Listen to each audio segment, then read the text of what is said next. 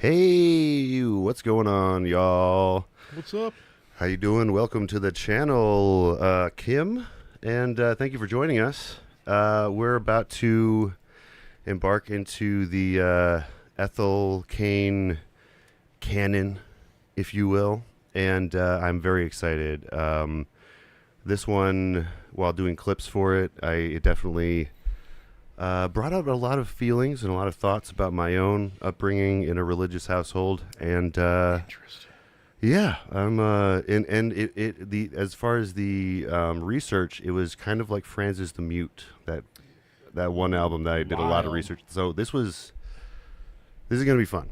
So where did this come from again? You mentioned in our chat, but where So did this... so someone in our Discord chat mentioned, so I went on the Discord chat the day of the election.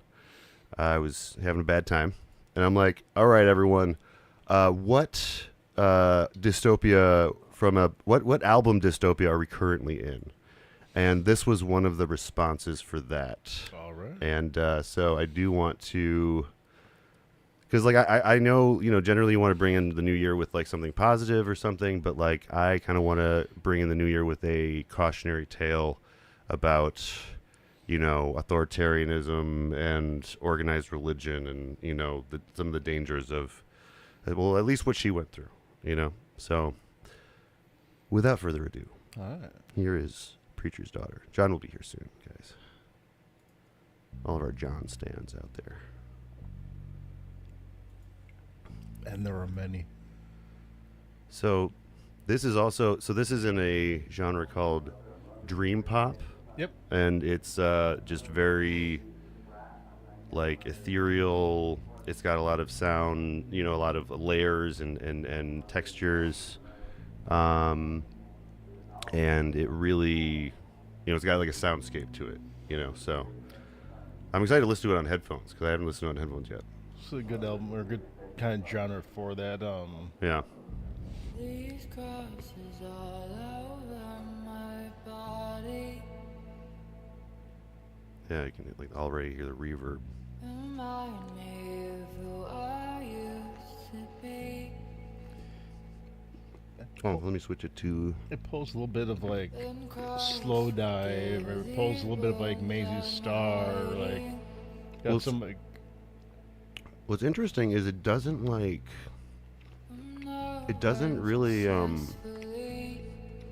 there's no like one genre in this album. You know what I mean? There's a lot of genres going on in this album. So there's like parts where they sound like Taylor Swifty, and there's other parts where it's almost like metal. I think a fun would maybe looking to be Stars in Our Bedroom After the War. Yeah. Really, really good album. Yeah. It kind of like bounces around a lot for like sounds and vibes. Yeah. So far, I'm digging this. I'm gonna turn it down just a teeny bit. There we go.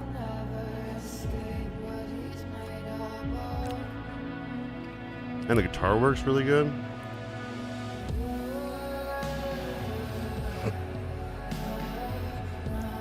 But yeah, the first track is just I'm already all in. This track is dude, great. right? I was also like, what is this?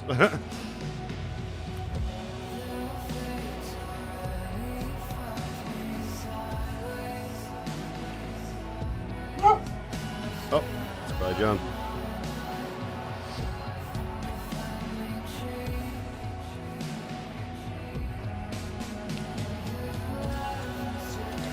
What up, John? Paul, you're gonna have to get up, bud.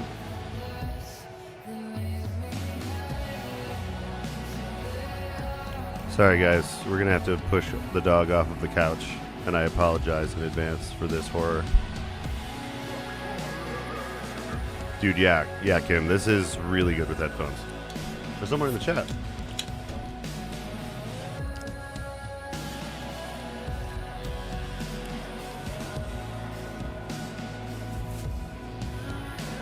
Also, apologies to anyone that tuned in last week or last time and didn't hear any of Nate's vocals. For some reason, they didn't. His vocals just didn't go through to the stream. Oh my. Like they went through to us and they went through to the computer, but yeah. So like you could kind of hear Nate, but like from our microphones, but yeah. I also want to apologize for like nodding off during the Muppet thing. I was so tired, and I would say when we switched from a desk to the couch, Yeah, that was this this is death. If I'm half slightly tired, if I'm in a chair, I'm fine. But I move to a couch, I'm like right. lights out. That's true. That's Gorilla true. radio. That is a possibility now. Big fan Whereas of the before we were like, couch, but I'm also not a big fan. yeah. So apologies if we all fall asleep on this couch one of these nights. That just means the album was really good. Already christened it. I promise never again. Oh, and this song, American Teenager, is one of the singles that came out for it. And it kind of reminds me a little bit of some of the cautionary tales of like, what's the album we recovered recently? It was like Neighborhoods or something. Arcade Fire? Arcade Fire. Yeah, this song reminds me a little bit of some of that album. I can see that.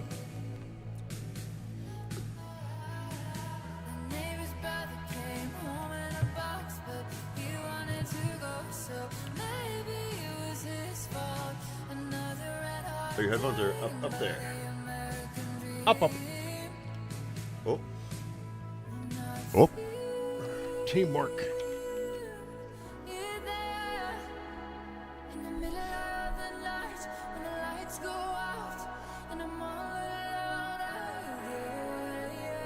So who is this? So this is Ethel Cain, and she had a Southern Baptist father. So this album is a lot about the trauma and generational trauma she went through in growing up in those circles. She's also trans, so that was, I'm sure, added to the difficulty there. But so Kim, I've listened to this one, but these two have not. I listened to it so I could pick clips for the podcast, but this is my second listening. Man, already first track is great, second track banging too. Dude, right? Like the So production good. is just at such a high level. It's fantastic. Yeah.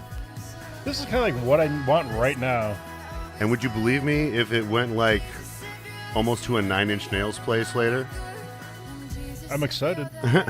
Oh, John, Yeah. you should make sure to get the mic closer to your face today. That's the goal today for you. Oh, was I not too? Don't be shy. I just had to like turn you up a lot randomly Okay. to Sorry. make sure you came I through. guess that's a change, huh? Yeah. I usually gotta. You can push the elbow upward a little bit if you want, and it'll bring it closer to your face, like the elbow part. Yeah, I can do that. Yeah, there it is. All right. There we go. Yeah. That should be closer to your face now.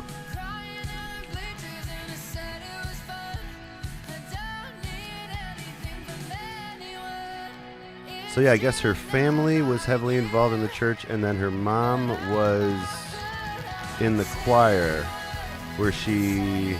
Oh yeah, and I did read this, that she was, really into music from a young age, listening to like Switchfoot and that kind of stuff when she was younger.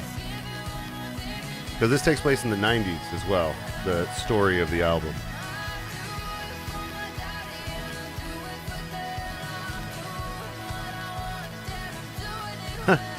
I just noticed that Do It for Dale. I think she was mentioning Dale Earnhardt, because I think she mentioned NASCAR earlier in the song. So she's trans. So she was a he, or he is a she. Or Oh, they? so Or she they, they? transitioned male to female when she was had gotten out of the family and left it. And yeah, so this is there's a lot of cool story for this too, because of.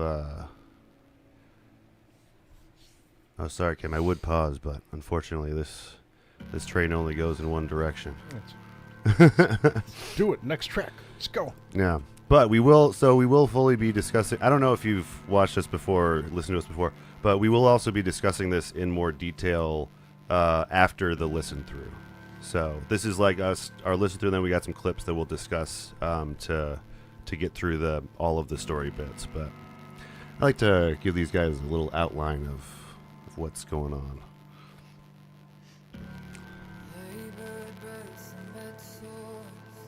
Oh, this one's sad. This is bittersweet.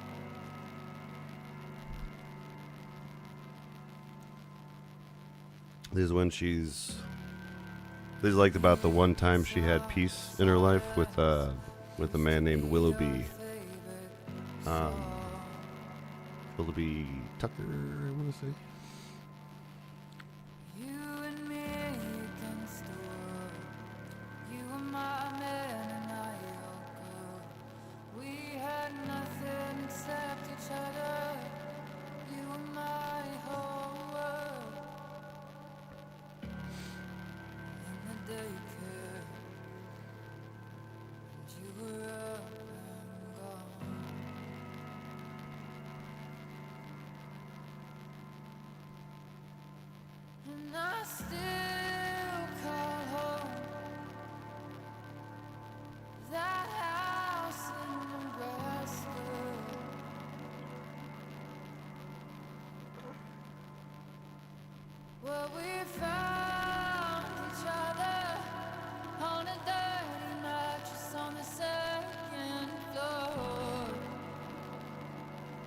Let me see if I can pull it up over here.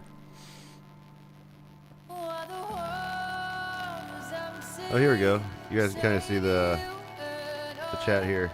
There we go. Yeah.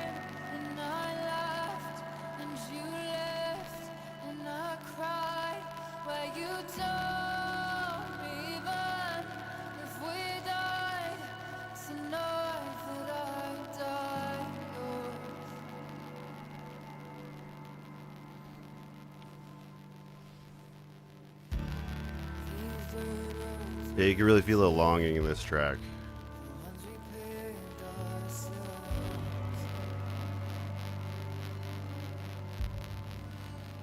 You guys ever do that? Like go to either an old house you lived at and just really sit there and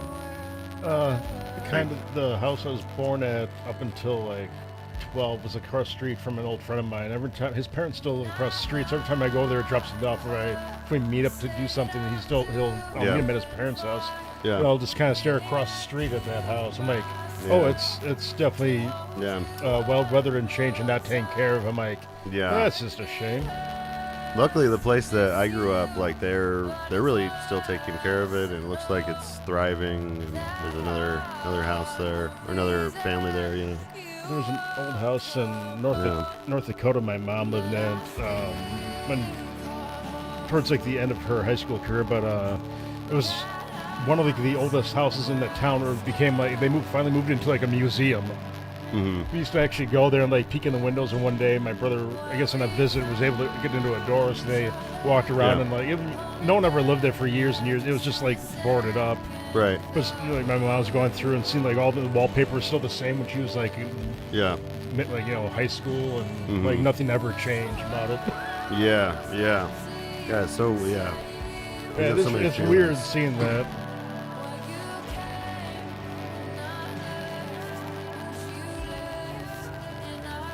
Oh, there's some wind in the background too, I guess. You know, where I grew up is actually all different now, because it's the duplex on the farm that I grew up on. Oh yeah, that's right. We moved out, so my cousin Chris could move in. Okay. And start working on the farm and living on the farm. Yeah. And then he lived there until his first kid or two. Okay. Because the duplex was built to be a family home. Yeah. Originally, it was my great uncle Herbie that lived there. Yeah. You know, so it's like everything's still there, but it's just everything's different. Because Chris remodeled everything. When he moved in, so. Yeah, I've always wanted to actually go into the old house that I grew up in and actually see everything again. I would love to try that too.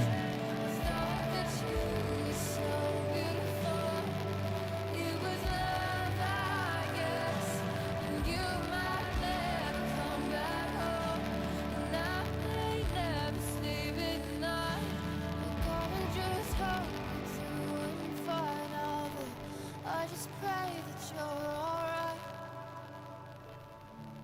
And I feel so alone. Oh no. Feel so There's faint static noise. Shit.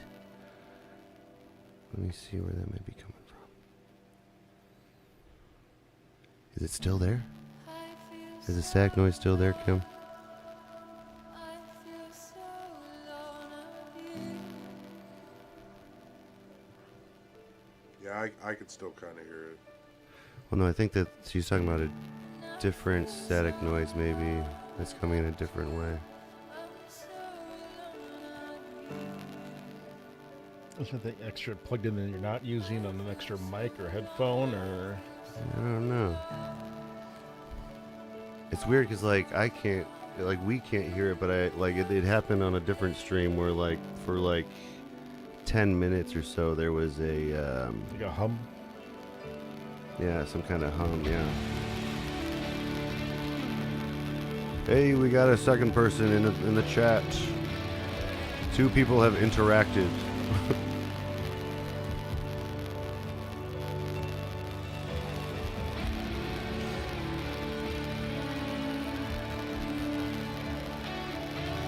Yeah, the stream is definitely delayed to an extent because it's going through a restream. So, yeah, I'm probably responding to like maybe 30 seconds or so later.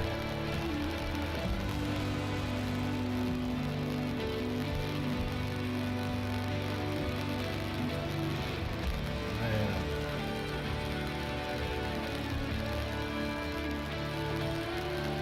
I just felt like this track just built up emotionally, just Dude, right? to the point where it's just like, I really do think that this album like affected me today when I was putting it together. Like it was, I got pretty morose for like a little bit today. I was like, man, life's hard. Okay.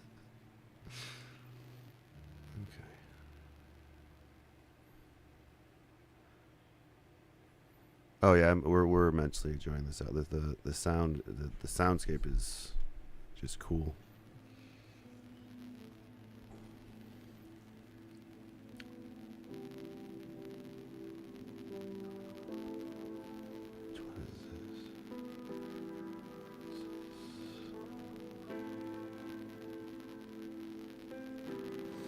Oh, that's right. Oh, she likes a bad boy.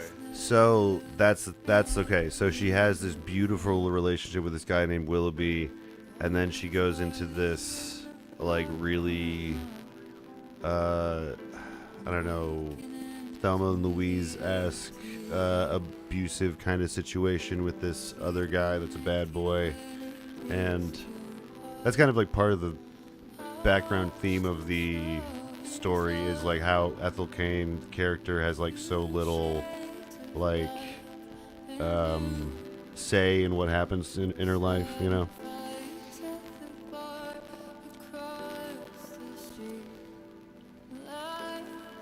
the old watering hole. She has a 90-minute EP. Are you kidding me? I didn't think that was allowed. That breaks all kinds of rules and laws. Yeah. Oh, it's Western Nights. Thank you. Sorry, the section of the screen that shows us the name is covered by the camera.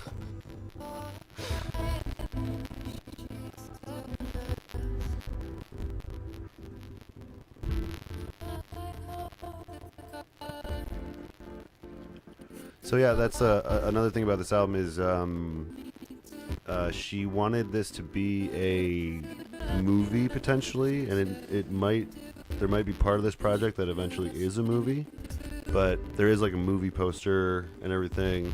Like actually, let me pull up that movie poster.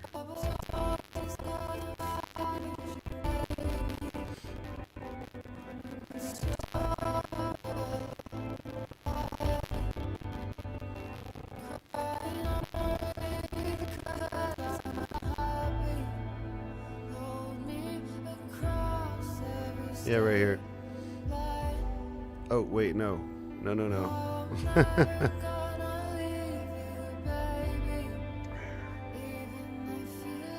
Yeah. Here. So we got Ethel Cain. This is a guy she meets later in the album that we'll get there. That's Ethel Cain. And then God loves you but not enough to save you, which is one of the lyrics. And then in here you got the name for Willoughby Tucker, the dude that she fell in love with originally. I heard that buzz. Guys. And then whole cast of characters. yeah, like that's the thing. So I was out there Googling for a while because like I was seeing everyone talk about this Willoughby character, but everyone was like referencing a thing, but like I couldn't find the source until I finally found that picture and a couple other things.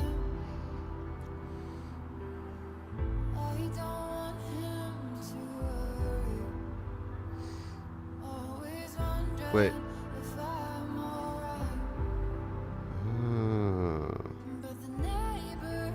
Yeah, it might come from the screen recording. I wonder if the static is going while I'm on OBS or something. One of these nights. Do some like test streaming, try to figure it out. Yeah. Have a test channel.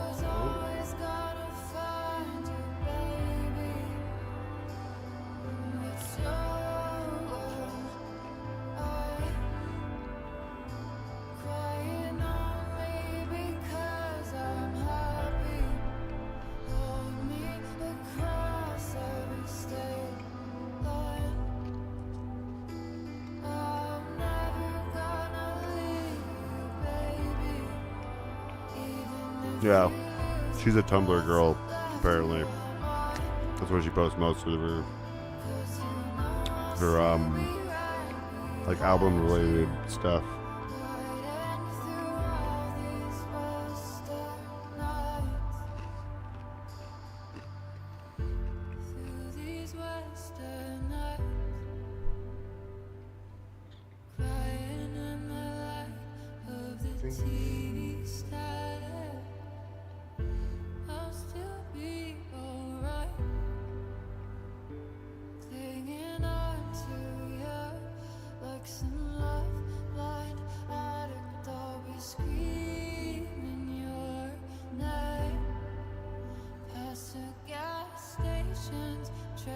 I hear that wind again.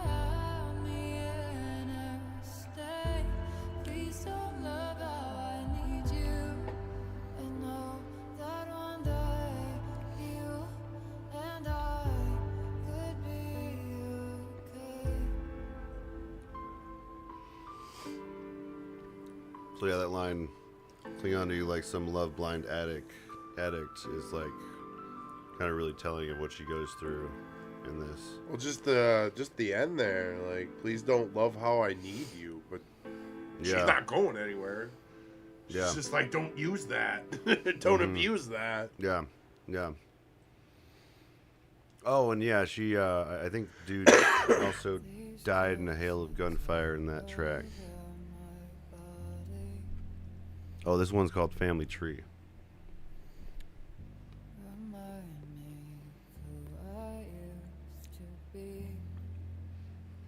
Yeah, she used to be in a much more religious situation.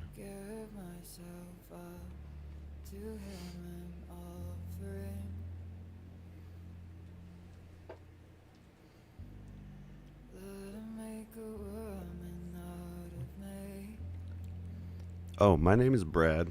This is John. Hi. And that's Dave. Yeah. Sorry. Like, I wish I knew your names. Oh, that's right. The first track was also, it was an intro with this, it was like part of this song, kind of. Okay. I'm not using my words well.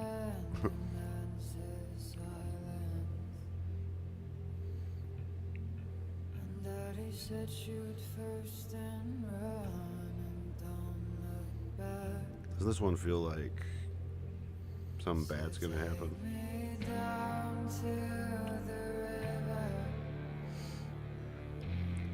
For me, like, the whole project feels like a very, like, I don't know, a soft version of Nine Inch Nails. You know, it's got all the layers and all of the kind of not dark and disturbing, but just all like the skeletons or like things you're trying to work through. Or with some artists will like dig deep and just like almost like therapeutic, but just like put it all out there. Yeah, and this one definitely is one of their very like important album to Ethel Cain. It's very it's a very personal album, telling her story kind of, but in a different light. But it's something that she's been working on for a long time, apparently. I mean, and that's a lot to like taxing to do just on yourself. Like, if you want to like go through and relive it, or just be able to write it down again, and just like actually pull all these memories again. Well, I think she's writing a book called The Diary of a Preacher's Daughter, and then she wants to make a second project called Preacher's Mother, and then a third project called Preacher's Mother of the Preacher, I think. So it's going to be like a trilogy, I guess. The Preacher trilogy. Yeah. Which is cool. We're actually getting in on the beginning of the trilogy before it comes out for once.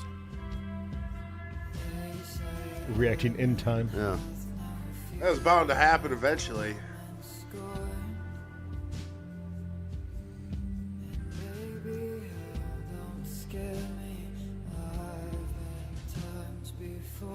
Yeah, she's one of those producers that only she can do what she does, I think.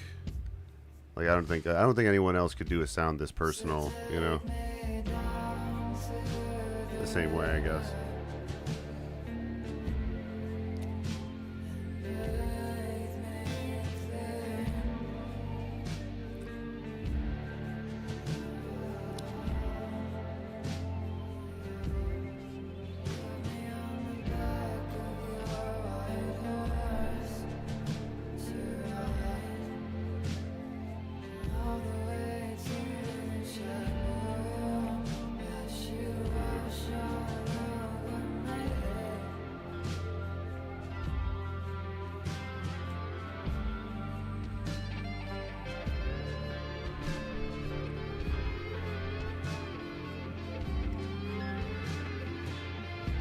It's all bluesy.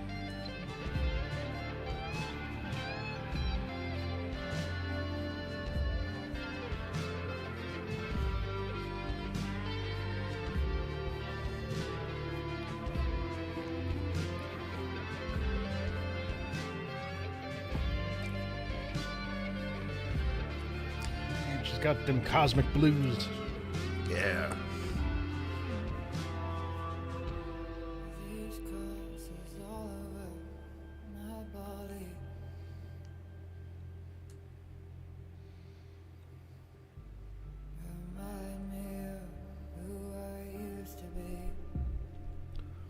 So yeah, as someone that was formerly very religious, this one really hits home. Just the mood I'm getting off this, it reminds me slightly of the Scarlett Johansson singing Tom Waits. Oh, I've never heard that. It's pretty good, but it's just, again, Tom Waits known just like the crazy stories and characters he came up with, but like Right. That's one side, and now you have this side where no, this seems like, you know, like a personal story. Like this is all things that she thought of, and like it's not.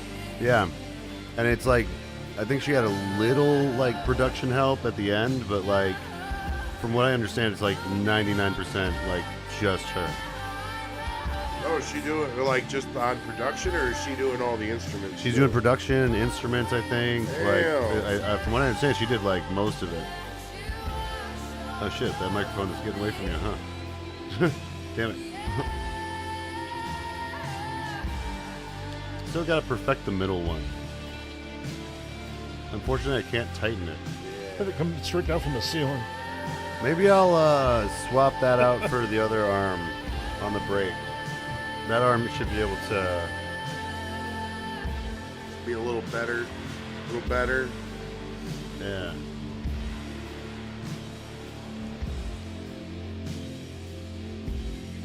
There you go. How's your Christmas, fellas? How's your New Year's? Christmas is great, man.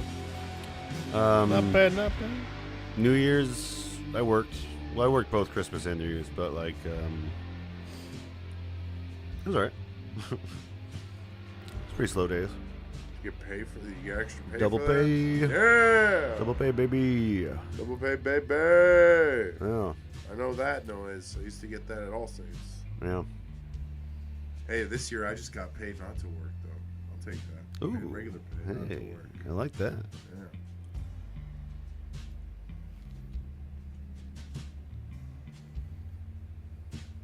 Okay. Yeah, they really let that one like Nice. slog apart, you know.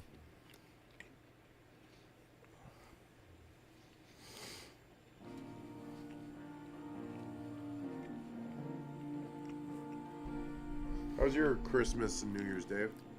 It was good. Quiet. Did you work or did you get off? Oh, I head off. Nice.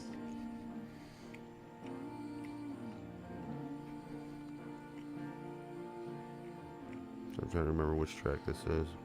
I went to the bar with Trevor for a little bit on New Year's Eve. I guess Oh, last night, 2 nights ago. okay. This is a very depressing and serious song.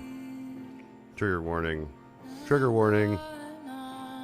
This is about being assaulted carnally as a kid by your Wait. dad. What is wrong with all of these real tight Christian organizations having issues with that and their young leaders organizations? Yeah, it's a real Be a fucking real pandemic problem. issue. Yeah, but yeah, this is like her It song. ain't just This song priests, is it ain't just priests fucking, like altar boys, guys. yeah. There's- Well, it's part of an authoritarian It's just a lot of system, issues. you know. Let me I think the front talking to that. Oh, I'm sorry. Oh yeah, that is There much we go, better. there You're we right. go. You're right. Yeah. No, that's perfect because we can see your face now Yeah. as well.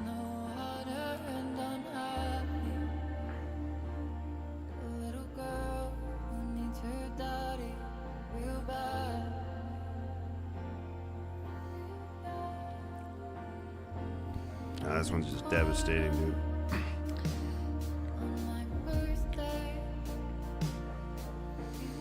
They read this next line here.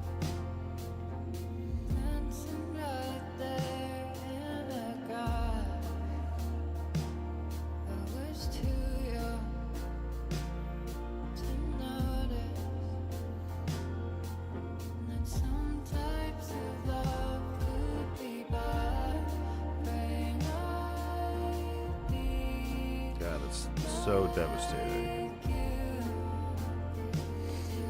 Like thinking that her dad is like looking at her like lovingly, but instead it's like lustily, you know? And she doesn't understand, Yeah. like, yeah. Just fucked. Literally. No, no. Yeah. That's no. No!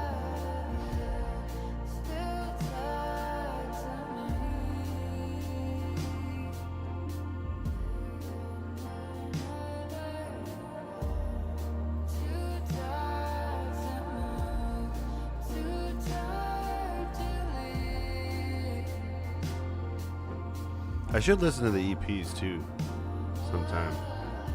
Because there's a bunch of EPs leading up to this release that are apparently also very long.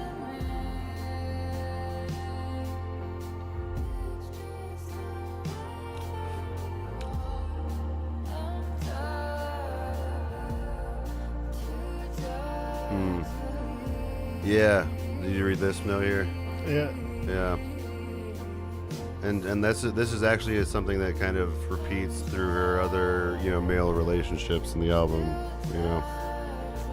that like having an awful, horrible male experience and then, only finding comfort in that.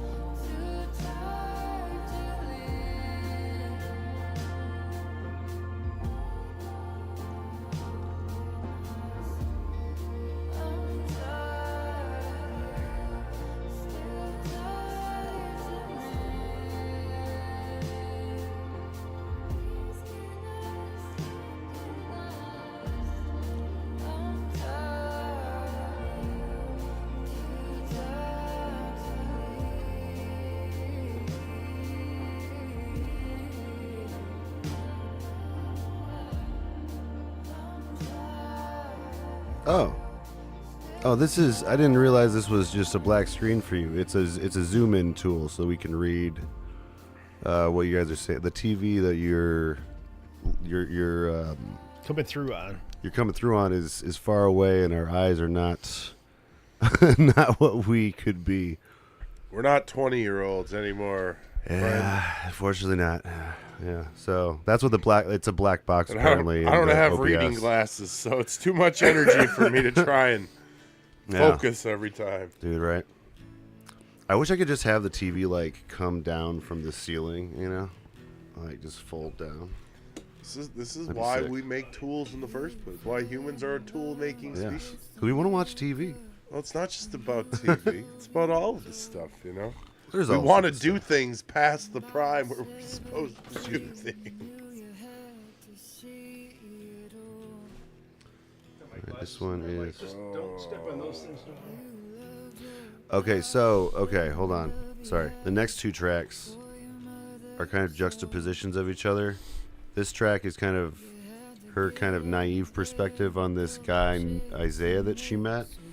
But then in the next track, you get to see what it was really like.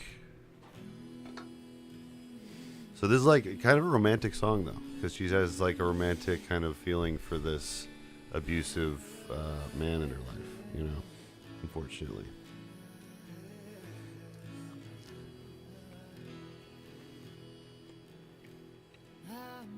You there in Texas somewhere on the thoroughfare, on the side of the road. Yeah, I was really happy on this song, and then I listened to the next song. I'm like, oh. I didn't trust no one, but you said, baby, don't run. I'll take you anywhere. Kim says you're right, John. What? But I'm not sure about what because there's a delay. But you were right about something. We'll never know.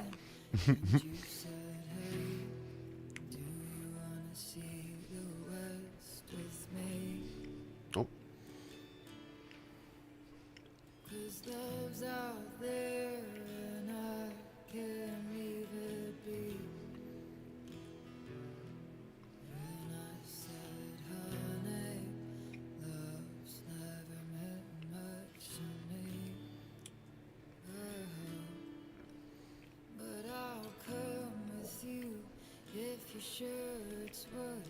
Man, whatever you're having, it sounds delicious.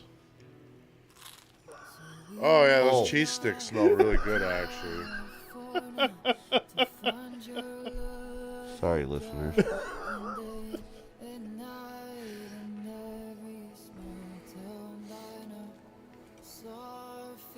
Yeah, it was kind of muffled, but it got really loud at one point.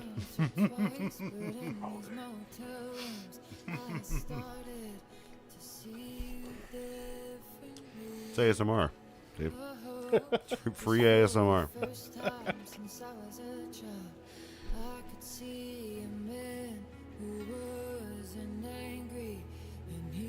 It's been a long damn time since I left Florida. No one left to leave and no one left to love. Yeah. But now that I met you, I think everyone leaves to leave Florida. People usually just come to visit Florida. Yeah, most people are on the way out. Well, actually, they've been booming lately. Yeah, it's really cheap taxes. Very Republican state. Yeah. Very cheap taxes. But man, I'll tell you what. They don't really speak up very much in Florida. For some reason, I answer for some places in Florida. They're always just like letting the words just fall out of their mouths. Like just barely. Yeah. I'm like, what? What the fuck was it? What did you say? Like, Because it's getting real redneck down there. That's what happens when things get cheap, Brad. well, I don't know what it is. It's not like Southern. It's just they're not speaking up.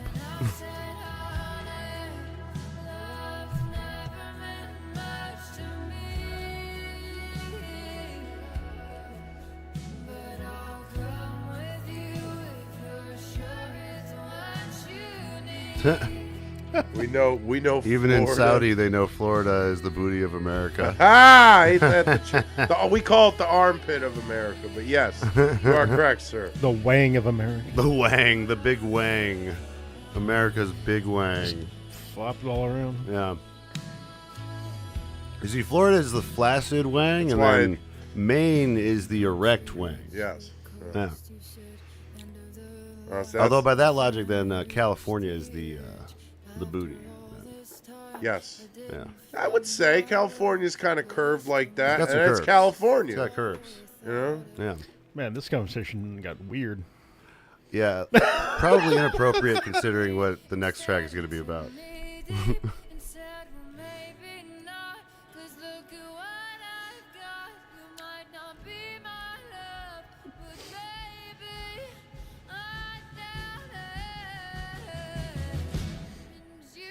Yeah, I tell you though, when you think about that Florida stuff, it makes you never think about was it Disney World or Disneyland? Oh, yeah. I think it's Disneyland. Disneyland. You never think about Disneyland the same way because he literally bought all that land because it was so cheap. Yeah. Yeah. So he just got a bunch of land for not a lot of money. Oh, wow. Created a wonderful little second, little experience for kids. Hey, I love Well, he just Disneyland. wanted- All right. He just wanted a place where he could have his own rules. Yeah. Yeah. I mean, Vegas was the same when it started. Like, there's just pennies on the dollar for like just acres out there. That's true. That is how Vegas kind of Yep. came to be because of what was it, Howard Hughes or something? I can't remember. It was it started by like one or two people. Well, it's just in the doing, middle like, of the desert, for God's sakes. Yeah. guys, That's cheap land. Weird idea to do that. Oh, I should show you guys another picture then, because this track relates to.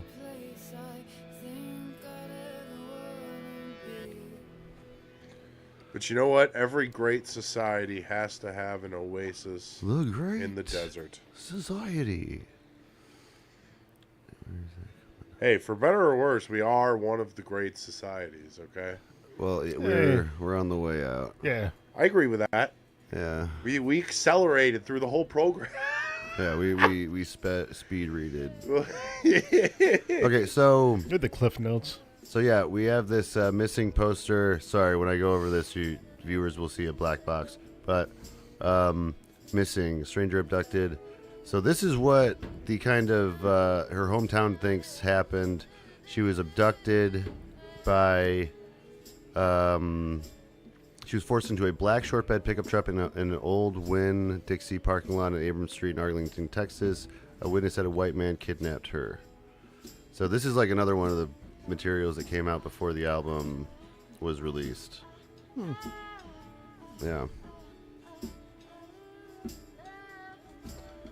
Oh, yeah, that's right. Western sunshine met my deep southern wet is one of the lines in this song. Just so sex I met my dripping deep with sex. Southern wet. Yes. Yeah, dude, like that's That is porn. such a classy fucking way That to is say porn. that, dude.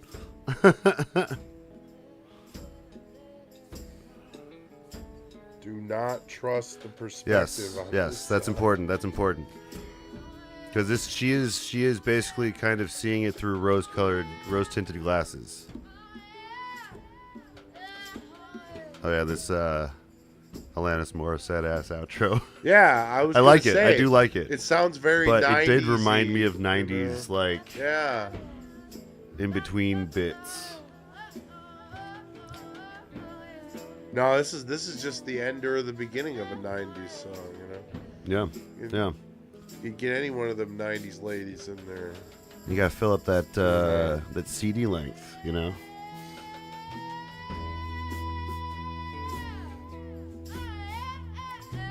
It almost sounds like Shannon Hoon from Blind Melon for like every now and then. Like, Yeah. Definitely. Man, we should like compile a list of songs where that happens.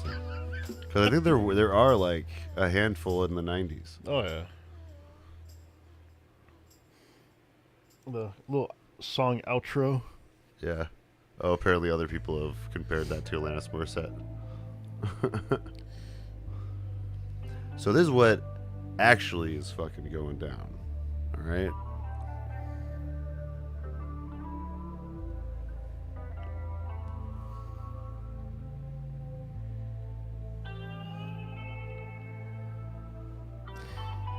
It's very like Pink Floyd guitar. Dude, right? Yeah, this track really goes directly into Gilmore territory. Mother. You know what? I gotta go grab another beer. I'll be right back. Hey, can you grab me one of mine out of the back? Yeah. That's fucking teamwork. You spilled it? I did not. Oh. Sorry.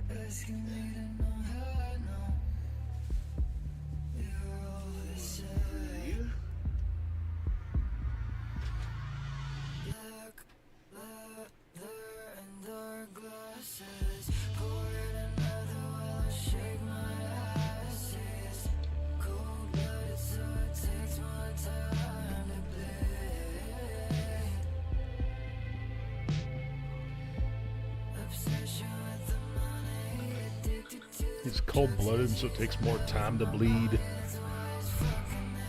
That's pretty fucking metal.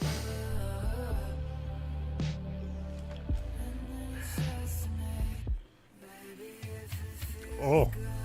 Loves Then my it body. can't be bad. That's porn logic. Says he's in love with my body. That's why he's fucking it up. Yeah. Oh my god. Yeah. Yeah. Believe me, if it She's feels not- good, it can be bad. Disclosure to the listener. Yeah. So yeah, TLDR, she was being pimped out by this Isaiah character.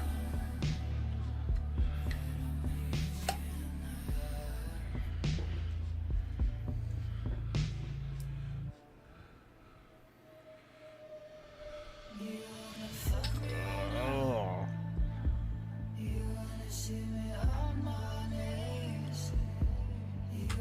Ooh, fuck yeah, dude. Too bad the camera wasn't panned down that far.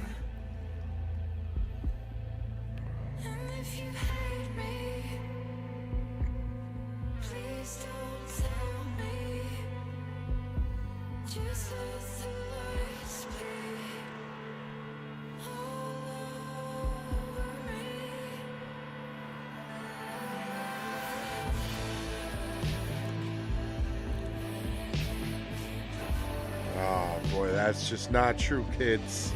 No. There should be a disclaimer on these lyrics. I mean, the whole album's a cautionary tale. I would agree. Yeah.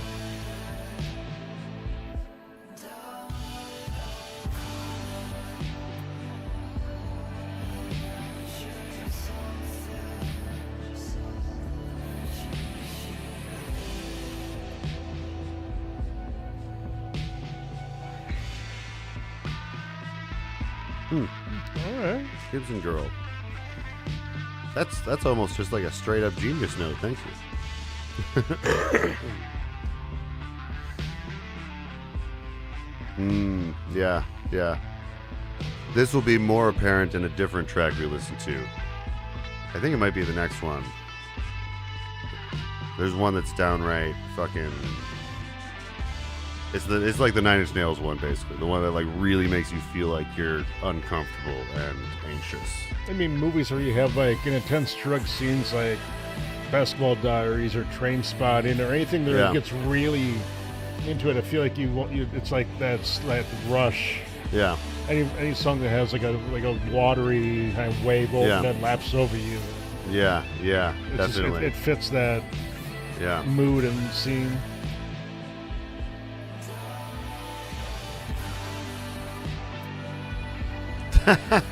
It was a genius note, he said. That's great.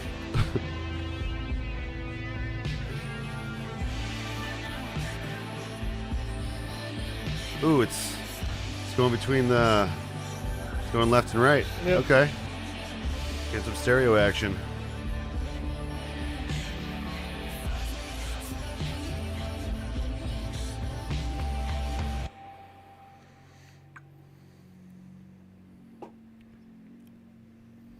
Okay, this is where it gets Oh, it's going to get weird. fucked. It's gonna get a little weird now. Yeah. It's gonna be some weird, wild This stuff. is some huh? weird and wild stuff. Oh, dude. So, one of the few decent things my brother-in-law has done since he's in the last 6 months is the last time they came down, he signed us into Peacock Oh, nice. on one of the TVs. Oh, hold on. Just listen to the beginning of this. Sorry.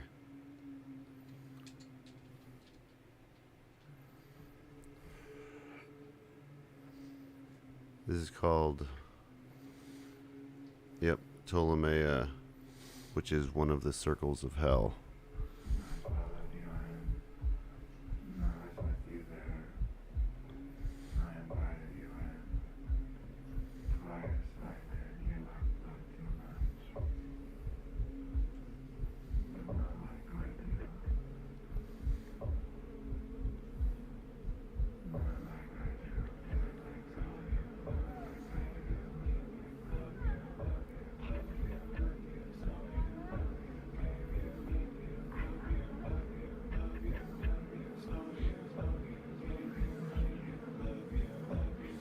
It's not like...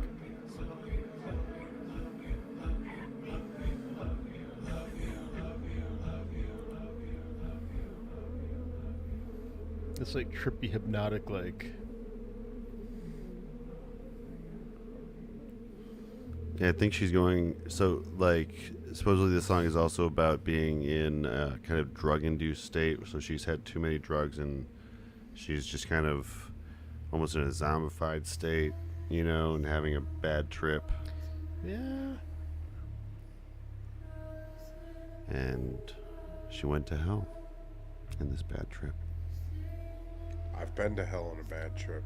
It's not fun. You know, it's crazy because I have too, and this song really, like, gave me a new word for it. Because, like, the hell she goes to is kind of the one where all of her fears from her religious upbringing come back, and then she feels like she is a traitor to those religious beliefs, which is exactly what I experienced on my bad trip.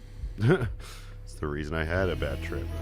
Dude, I'm telling you, I saw the gates of hell swirl open Damn. in a gas station bathroom Oh shit. because I was high as fuck on mushrooms.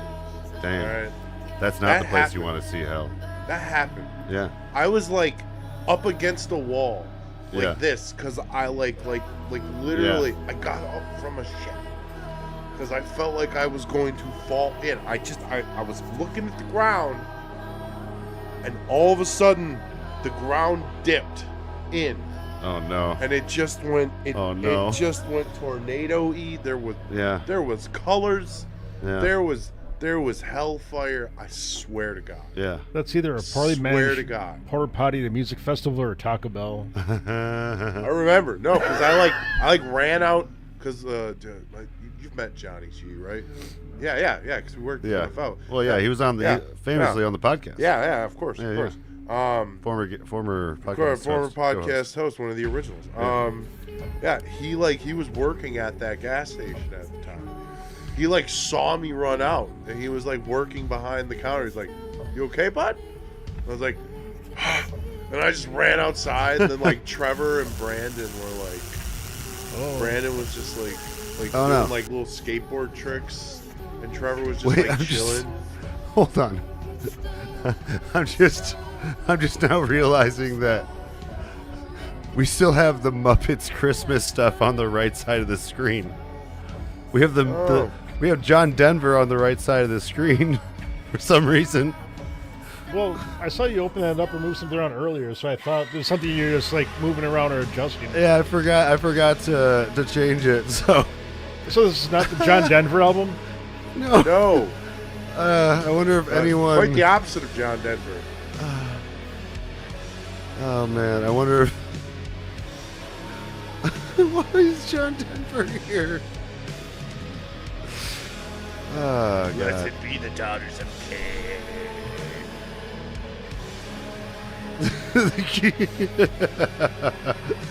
What does that say? Kim Like, said I was confused by that, not gonna lie. Yeah. I was just like, I kept seeing John Denver out of the corner of my eye. I'm like, why am I seeing John Denver out of the corner John of Denver my eye? fixes everything. Yeah. And And it's the too late to Muppets. change it now. This is Or is Ethel it? Cain, John Denver, and the Muppets. It's a Christmas no one thought they wanted, but they got. Yeah. Christmas miracle.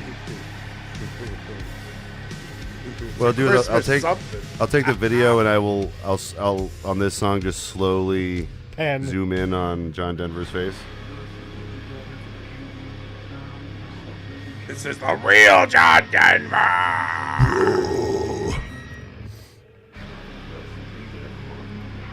Oh. John Denver and the Muppets of the Ninth Level of Hell.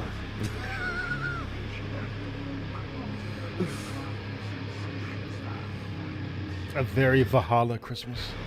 So this is the part where It's getting real hell. so helly. Isaiah is murdering her in this song at the end here.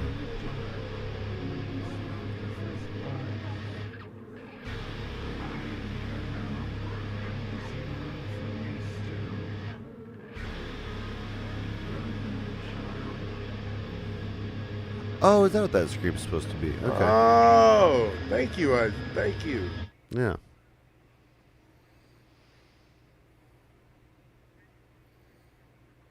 Yeah. They don't know the lyrics on this. Oh, there's two instrumentals now. This one is hold on.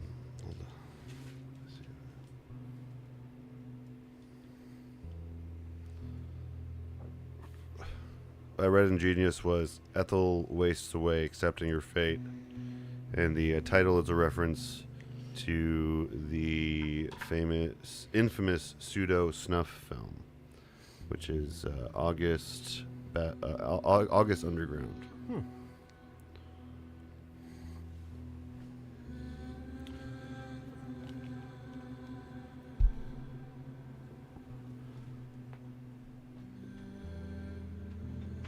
So yeah, basically, having never kind of had her own life, she was killed in a violent way, and that was it. Very sad.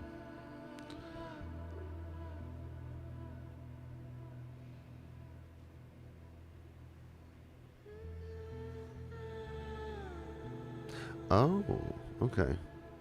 So Kim's saying that she was stabbed and ran away. It does kind of say that at the end of the track, bleeding as she runs through the woods. So maybe she, although he does step over her grave at some point, so I think he does bury her.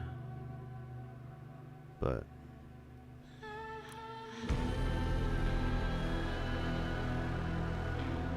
if you couldn't tell, she was also listening to a lot of crime murder podcasts when preparing for this album.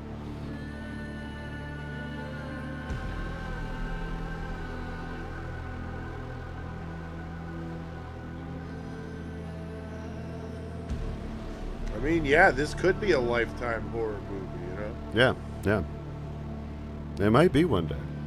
If she has her way, she can build some clout. We'd have to do our music movies tonight.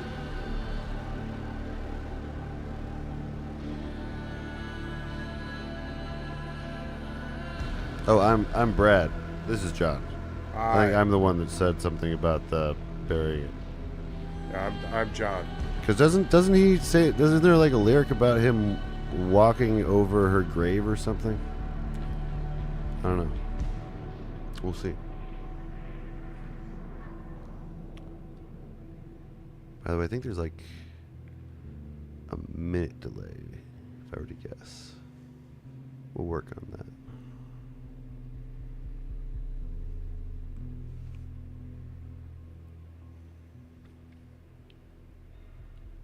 Although the delay does allow us to have wardrobe malfunctions potentially, so. Oh, it's okay, Kim. We're just meeting you for the first time, I think. Or have you heard us before? I don't know. Are you a fan? Yeah. Or did you just find us We'd tonight? love to know. We'd love to know. Fill out our fan form. Should make a fan form. We're getting fans. We should make a fan form. Fan form, dude. Tell us what you We've been liked. doing Tell us this- what you didn't like. Been doing this for like 5 years now, Been doing it for a while. And this is first time. Well, thank you. Thank you for joining us, Kim. But yeah, this one is so there was like kind of a more dark song about dying in the afterlife, and then this song feels a lot more positive. So it's like after accepting her fate, now she's It's always darkest before the dawn. yeah. I think this is supposedly like when she's transitioning into heaven or something.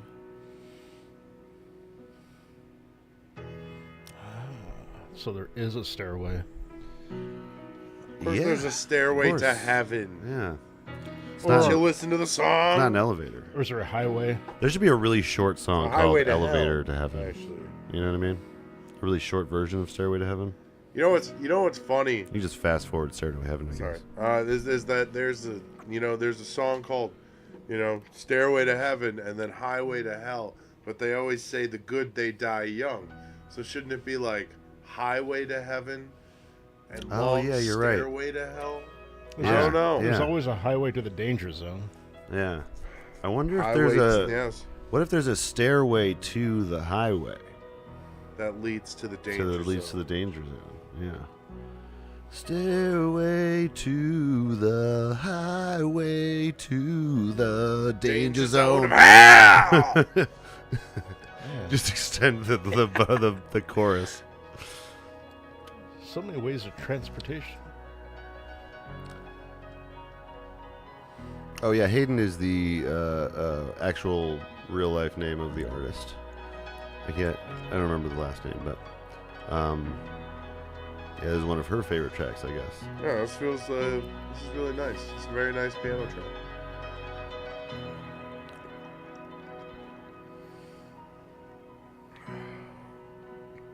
It really does feel like a very stoic, accepting track.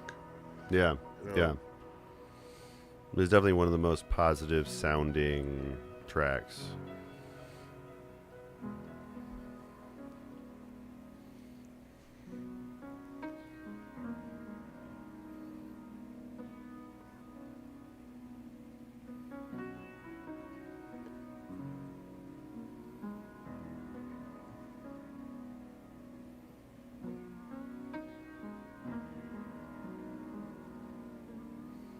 It's like the escalator's breaking down. Yeah. It's getting weird again, man. Pulled back. Shit's getting weird, man. Ugh. Yep, Ethel ascends to heaven. Good for Ethel. And I think we got 2 more tracks. Listen one more, or listen 2 more. Listen one more. This one was written during the first week of the pandemic. Lots of people doing some Yeah. creative writing there. Yeah, this is around when Wet Legs' self-titled album was made too. Oh, not kidding. Yeah, so I think they got a house together during the early pandemic, and then were like stuck inside together and made that album, which is like, fuck yeah. At least something good came out of that from some people. Yeah. I mean, if you ask some people, a lot of good came out of the pandemic.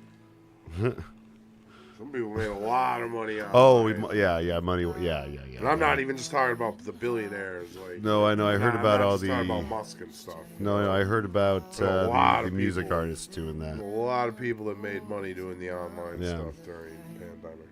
It was a good time to be alive for What that kind of thing. What a time to be alive. Man.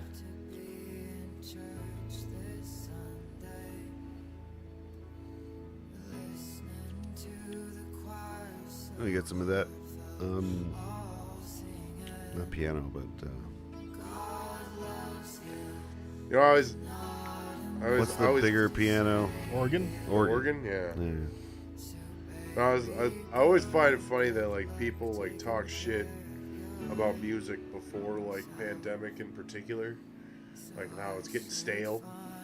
Yeah. And then we get pandemic and everyone gets forced to like sit and listen to their own thoughts for almost or like what was that, almost a year? Well, I mean, several years. So like several years? Yeah. It's all a blur. It's all blur. Who really knows? There weren't many cars on the road. I just time remember traveled. Yeah, we all just kind of time traveled forward. that. It was a good time to buy gas. Yeah. Cheers to that. Cheers. It's the only time I ever paid for dollar gas. Oh my god. Oh, but this line here, if they strike once, then you just hit them twice as hard. That's the advice that her dad gave her earlier. But like in this context, she's trying to break the cycle of violence, you know? Breaking the cycle of violence is tough. Yeah. It's tough. Yeah. They're just breaking any sort of like cycle from any sort of family or.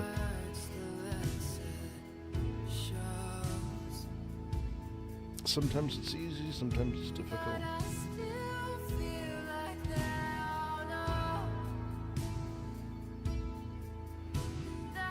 I do like that she doesn't give a shit about it. It's radio friendliness. That is dope.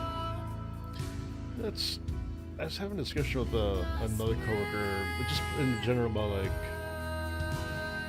not just indie music, but like indie labels that there's, you know, people being creative just want to put something out. Like they're not, the goal is never to be like the radio or top 40 or like, it's like this. I just want on my, you know, my way. I want like this is my thoughts. I want to just put some songs out. Like this. Yeah. I'm not looking for, you know, the you know, the number one hit or like the side A. Mm-hmm. Yeah. I just want this album to be. Yeah, like that shouldn't be the main goal. No. Is to make a hit. I was actually just watching a video about kind of Prince versus Michael Jackson in that respect, and how like Jackson went for the hits. You know, he was trying to make the bigger hit generally at a certain point, and Prince was like less interested in that aspect. Mm-hmm. You know, so it was hard to compete. But in return, of course, because Prince is an amazing guitarist and artist, and I think he put out some great albums and some great fucking songs. Yeah, absolutely. Again, but on his terms too, a lot of that shit too. Yeah.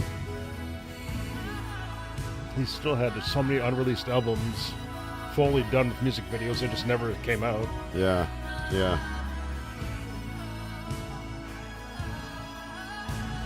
Fucking saxophone. I think.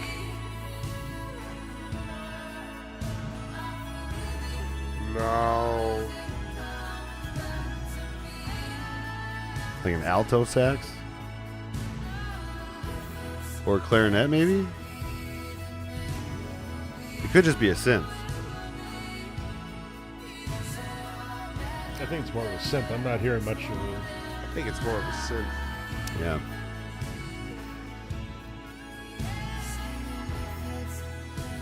It's too pitchy to be a sax. Yeah, I think it is I think it's just artificial. a little too yeah. pitchy.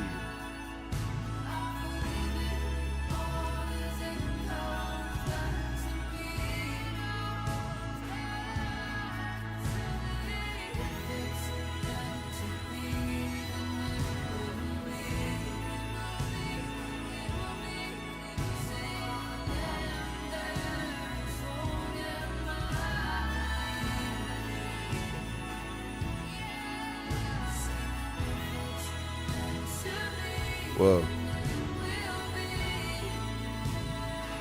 Damn. You're about to get in some serious shit.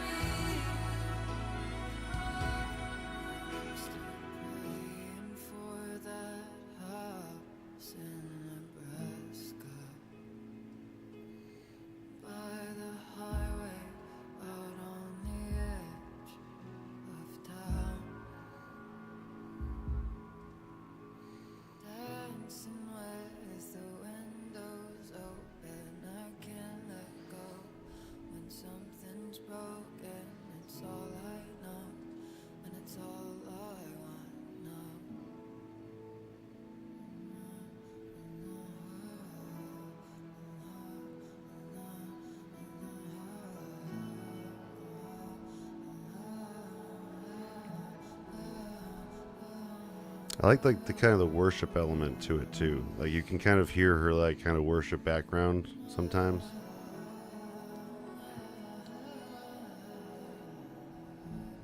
Kind of like angelic chorus. Yeah.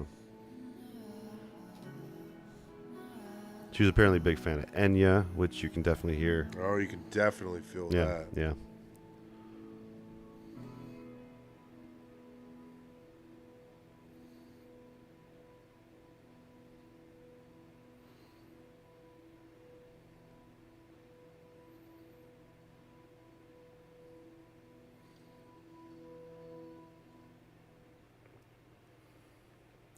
All right, last track. And then after this, we will be taking a short little intermission between now and when we actually discuss the album. So, yeah, look forward to that.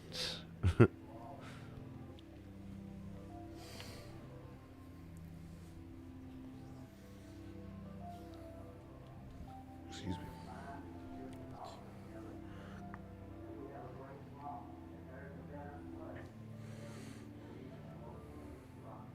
Oh, I believe that was recording of her preacher dad speaking at a funeral. Don't talk to strangers or you might fall in love. Freezer bite your sweet divine. You devour like smoke bovine hide. How funny. Considered myself tough. You're so handsome. Yeah, this track I actually haven't analyzed the lyrics too much yet. You devour like smoked bovine hide. Wow. Oh wait, I think I read. Yeah, that's right. I read about this. I forgot. I just wanted to be yours. Can I be yours? Can I So be yours? Just tell me I'll just tell you guys. Apparently Isaiah also cannibalizes Ethel. So she says like, you know, if I'm turning in your stomach, I'm making you feel sick. Yeah. It's only kind of hinted to in the lyrics, but I think it must be discussed more in another part.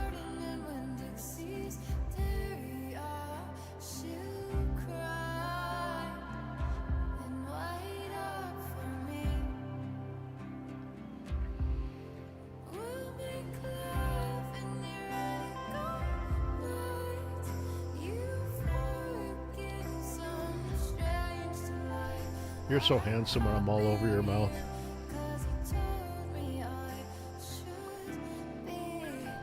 Oh yeah, yeah. You're so handsome when I'm all over your Ugh. Oh, damn. Woohoo. Yeah. Because like it doesn't sound like it'd be about that, right? No. Like- The lyrics conflict. This is one of those songs where the lyrics conflict Oh yeah. with the Feeling? Yeah. with the music, I guess. It definitely Like, juxtaposes the feeling of the music. Let me see if I can find.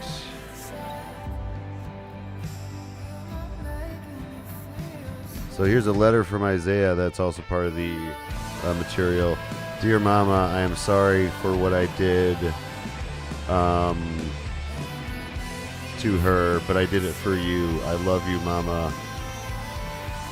I don't know what that means exactly. I did it for you. but I he's got some mama issues. definitely got some mama issues, as a lot of serial killer types do. Just a little Norman Bates style. I loved her, but I knew she wasn't you, mama. Oh, I killed her. Oh. Norman Bates shit. Yeah. Okay. This is why you mentioned the thing about the grave earlier. Yeah, of course it's not a grave because he ate her. What are we, Jeffrey Dahmer now? Yeah, I guess. I don't know if it went that far though. Man, that was a wild ride. Did you watch that Netflix series? I never watched the Netflix series. I don't want to. Damn. I'm not really like. I generally avoid that kind of stuff, but yeah, that sounds rough. I couldn't remember when it was all happening, so. Yeah, right. You know, you lived it a little bit. You know, I was gonna say the hardest thing about it is that they use like real, like calls from like the call centers and or like the police calls. Oh, That's like, damn. good call, Kim. That's a good call. Would, Oh, they talked about how I never consider myself tough as a double entendre because like she's tough, tough in like relationships or something, but also tough like me. It's gamey, stringy. Yeah, there's different kinds of tough. yeah. Just a bunch of grizzle. Oh, and this is sad because she's like basically saying bye to her mom. I mean, maybe she's like a ghost right now, and she's about to like apparate into the afterlife. I don't know what this is about to play, but we are stopping the playing because we're gonna go on a quick break. But yeah, crazy album, right? Fucking, it's definitely long. It's definitely good. long, but like It is it's good, cinematic. It's very cinematic, and yeah, I'm really, really enjoying it. I'm looking forward to talking about it in more detail and showing you guys the rest of the materials and stuff. Kim, I hope you'll wait for us. We'll take a 10 to 15 minute break quick, use the bathroom and stuff, and then we'll be right back to discuss this. So thanks for joining us on the journey so far, and we will see you What a in a little journey bit. it's been.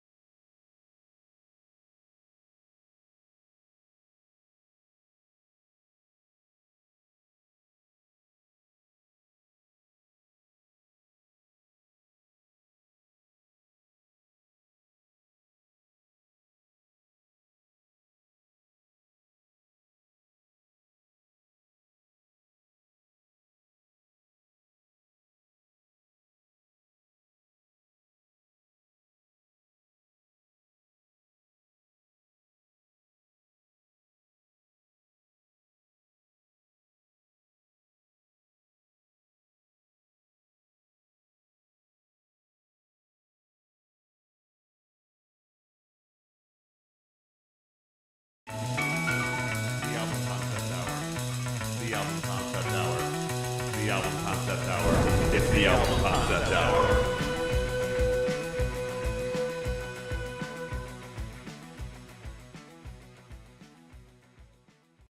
What's up, and welcome back to the Album Concept Hour. We are here. We have done our little pee break, and we are back and ready to discuss this album that we have broken into. Ethel Cain's Preacher's Daughter from 2022. Pretty new one, this one.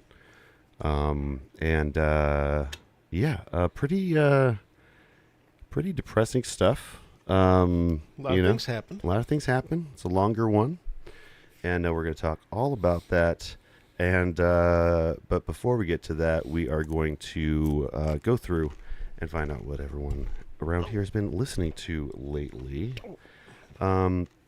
So you know what? I'll go first while you're digging out that stuff. I'm just going to go with my kind of weekly Music League report. We have a Dude What playlist for my Music League this week, and that was the prompt was something that would get the aux cord taken from you. And we have Cortez the Killer by Neil Young, Black Jesus by Everlast. I don't know if you've ever heard that, but that's a interesting song to say the least. Philosophy of the World by the Shags, from the podcast. Hell yeah, Tom Waits. Pasties in the G String. This one, The Party by Justice. Really, I really enjoyed that one.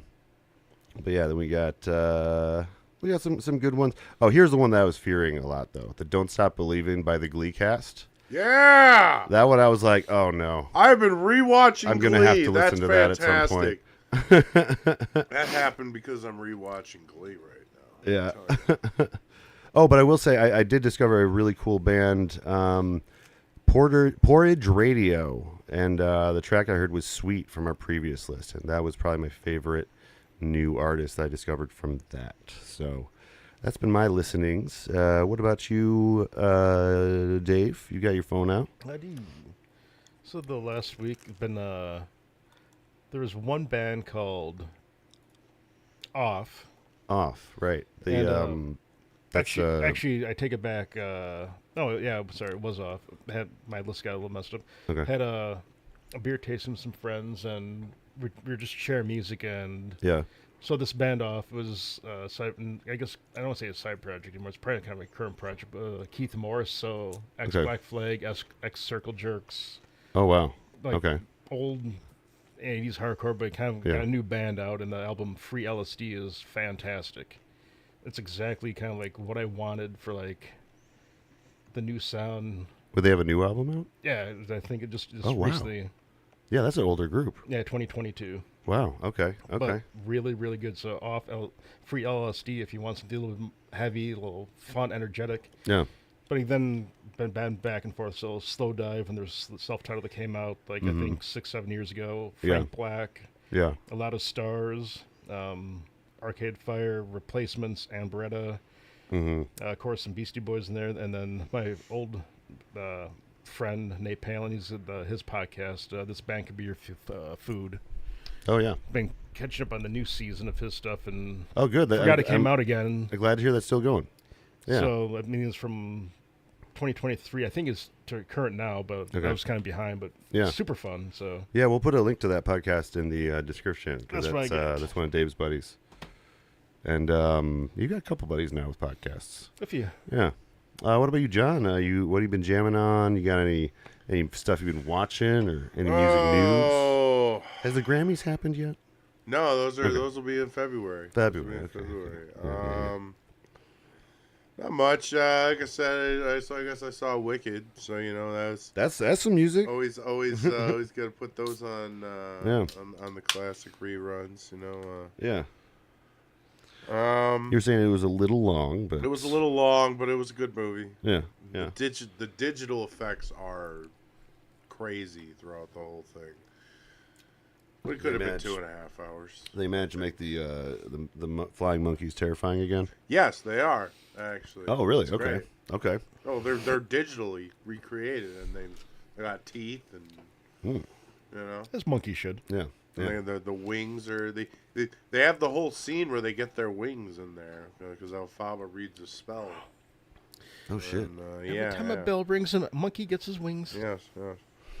Oh, shit. Otherwise, man, I don't know. I got the end of my Christmas music in, I guess. Yes, it is the end of Christmas music season, but we did have a good one this year. We did. It was a good one. Bringing in the new year. Yeah, as you will see, Before the apocalypse of 2025 happens. Yeah. Speaking of Christmas, I'm going to change the cam to the studio with the other cam. We have John Denver in the corner here. Just ignore that. This is no big deal. I just forgot to remove it before I started the stream. I will say I've been listening to a lot of John Denver as well, actually, Okay. because Yeah. it was, little Country Roads, Take Me Home, little Rocky Mountain High. Yeah, got a taste for it when we did the Rocky Mountain. Started Muppet thing. actually doing a nice little batch of old country in general. Mm-hmm. So it always fills my heart with glee when I listen to these guys that old conservatives love. Not Glee. We were just talking about Glee. And they were all big liberals. all those old country guys, all big. It's great. But yeah, they were outlaw country. Yeah, you know. Yeah. But so before we get into the album, otherwise I've been rewatching Glee as the obviously has been recognized somehow by accident in your little list there. Oh yeah, okay. You gotta do the Glee. Cool. Yeah, Don't stop believing Glee. My sister was really big into Glee, and but I never jumped into it. But anyway, the first couple seasons are good, but then it starts to get kind of go off campy. the rails. Yeah. Well, before we get into the actual album, I just wanted to bring up a few pieces of I guess lore building materials. This is kind of the loose premise of what's going on, from the outside perspective. We saw the missing sign before when we were doing our listen through. So this community assumes that she has been kidnapped or something. But basically this takes place 10 years after her father, the preacher, has died. And the entire community is he's like a pillar of the community. Everyone loves him. And so the way that her becoming a prostitute later in the album is phrased is there's a lot of really, really awful negativity, towards her, and saying your parents didn't deserve this. They raised you right, kind of stuff. So yeah. It's a real gross kind of. People don't have their own lives, right? Yeah, Scarlet Letter kind of shit going on here. And props to making up the full newspaper sort of article and Dude, actually right? typing all the stuff out. Yeah. It's not just a picture of missing. They actually put That's what I'm saying. This album has so much lore that's before I found these documents, I was so confused because everyone was telling all these big stories that I wasn't seeing in the lyrics themselves. What are you talking about? So it was nice to get some of the context. Definitely. What's the little writing on the very bottom? Oh, right. So this is that girl they were talking about. Have Jennifer fax this to Shady Grove PD, because that's where she goes to, I think, with Isaiah, I want to say. The hotel? Either Isaiah or the second guy that she was dating, but I can't remember right now. Is it the motorcycle guy that likes to start his fight from the bar across the street? Yeah, pretty much.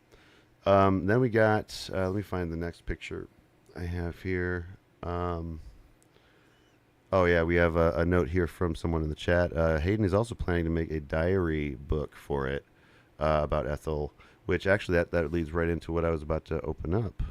We have, oh no, that's not it. That's the letter from Isaiah I already showed you. Spoilers. And then, nope, that's the poster. So much promo.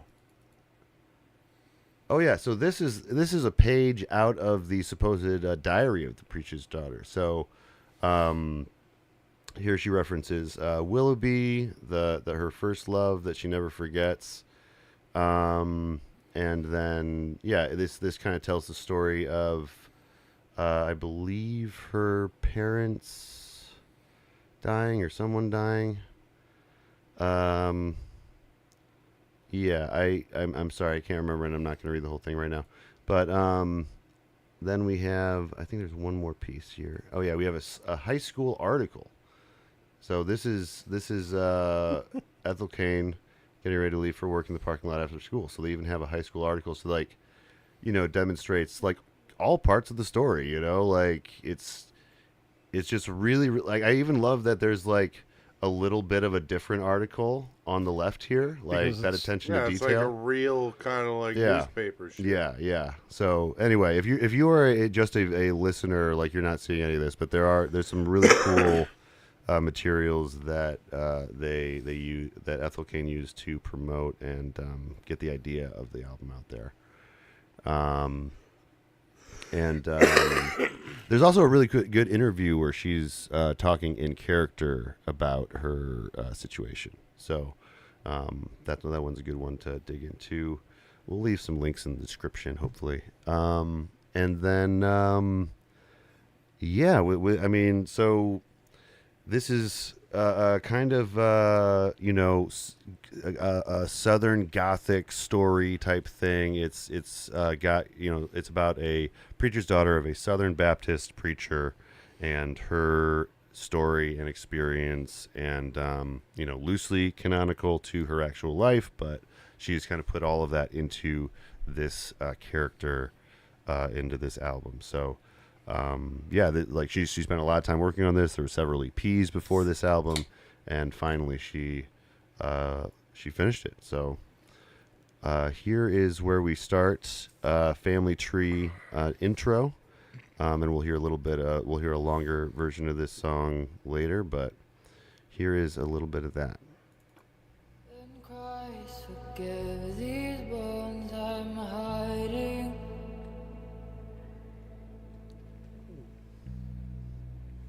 No one successfully. Jesus can always reject his father.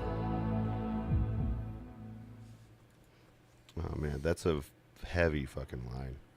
Jesus can always reject his father, and I think the next line is something about how she can't reject her mother though, or something like. Yeah, it's this track really gets into her identity quite a bit. We should mention this is a trans woman. And she was, I think, 16 when she left her family to be on her own, and then 2 years after she left her, religious family, she started transitioning. Yeah, a kind of loose reference to that is, "And Christ forgive these bones I'm hiding from no one successfully." So. That could be a double entendre to, bones like bones in the closet, but also like, her true self that is, that she knows she is, as a woman. But yeah, there's a lot of grappling with her faith in this album. She seems to want to hold on to it, even regardless of the, Just the awful pain and trauma she experiences through it and through her father. But yeah, this line, Jesus can always reject his father, but he cannot escape his mother's blood. Which is pretty fucking deep, because like, if you're talking about Joseph or really his deep. dad. I was about to say, You know what I mean? like, he can always reject his father, but he cannot escape his mother because he is his mother's blood, because he is human connection to his mother. Yeah. The if you're a believer, it's the, fully man, fully human thing. It's why he had to be born out of a woman, kind of thing. Yeah. Couldn't But just be also, plopped on the planet, But also, he cannot escape his mother's blood in the sense that, if you follow the Bible or whatever, he's got, she's descended from David or whatever. The bloodline. So she, that's what connects I Jesus actually to. no, I actually think that's Joseph. They're both Joseph's no. So descendant they're from actually David. both connected to Really? David. Yeah. Really?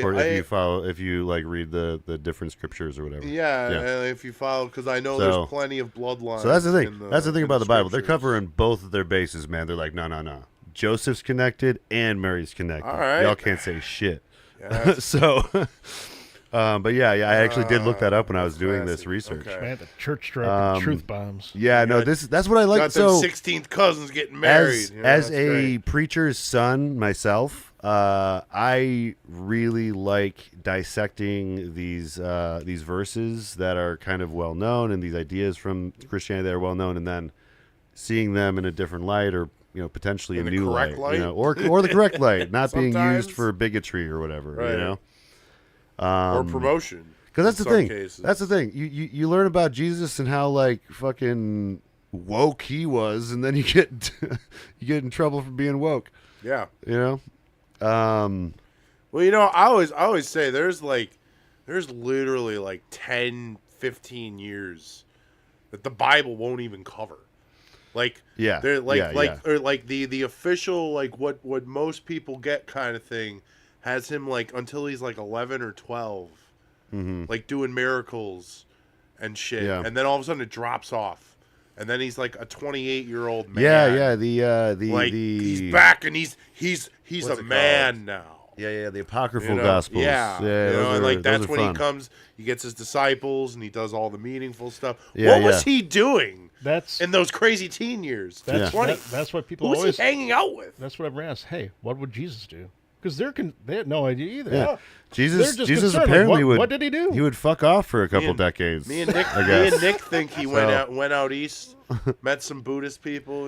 I think that's Took a walk that's I think that's my favorite interpretation too. Like, because he does seem to come back with Buddhist like teachings, Well- and then just adds them to the Judaism. You Well, know? and I'll tell you too. Like you think about because he comes back and he's just got a love for the poor too. So Yeah. what if he was in his like teens? And this is all what if, Yeah. by the way.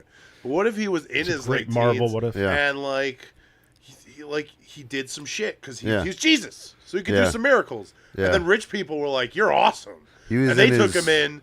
And then he saw what shit people they were. Yeah, he was in his Buddha era. Yeah, and he was like, "Wait a second, so Yeah. you guys suck, and the poor Yeah. people are actually like where it's at." Yeah, Huh. a lot of people like to forget that shit. Yep. And then he came back and hung out with the Buddha poor. Jesus. Yeah, But that was our Oh, Jesus but- minute. there's gonna be more Jesus stuff, man. And it's not all gonna be fun and rainbows. Of course not. This is also a really serious line here. Swinging by my neck from the family tree. Oh, did I say spoiler alert? Or not spoiler alert. Trigger warning. That's not the same thing. You did say trigger At the beginning of this episode. There's going to be some hard stuff. But yeah, swinging by my neck from the family, he'll laugh and say, "You know I raised you better than this." Then leave me hanging so they can all laugh at me. So literally like talking about how like she feels that her father would like lynch her and then laugh about it. Fucking yeah. That's family support right there. That's here we go. American Teenager though. Here's kind Family of tradition. starts off. So we've talked about a lot of dark stuff so far, but the first several tracks, are just built. Just go towards that. So we have some levity. Well, I wouldn't say levity. Anyway, here's American Teenager. In the middle of the night, when the lights go out, and I'm all alone again. Say what you want, but say it like you mean it with your fists for once. A long cold war with your kids in the front. Just give it one more day, then you're done. That was a great track. Dude, yeah. Hands down. It sound like I love the production of it. Like it just, I love that. Just more people are bringing some of those '80s sounds back to popular music. You know, yeah, really, really great track, and it really gets into like this is, I mean, it's called American Teenager, and it really does get into the kind of like war that's being fought, kind of like in the I'm still forgetting the album that we covered. Fucking not the two that buried me. Hey. So since Trump is gonna pardon all the January Arcade Fire. 6thers, can we like listen to Iced Earth again then? I guess. Can we promote that album? I again? guess I can unblock it on. I can unprivate it on YouTube. I did. See, it is on YouTube, and I was just like, I'm just gonna leave that one private. But anyway, so I was saying, so Okay. this has got a. First of all, I was thinking Chappell Roan-esque, with the production. Yes.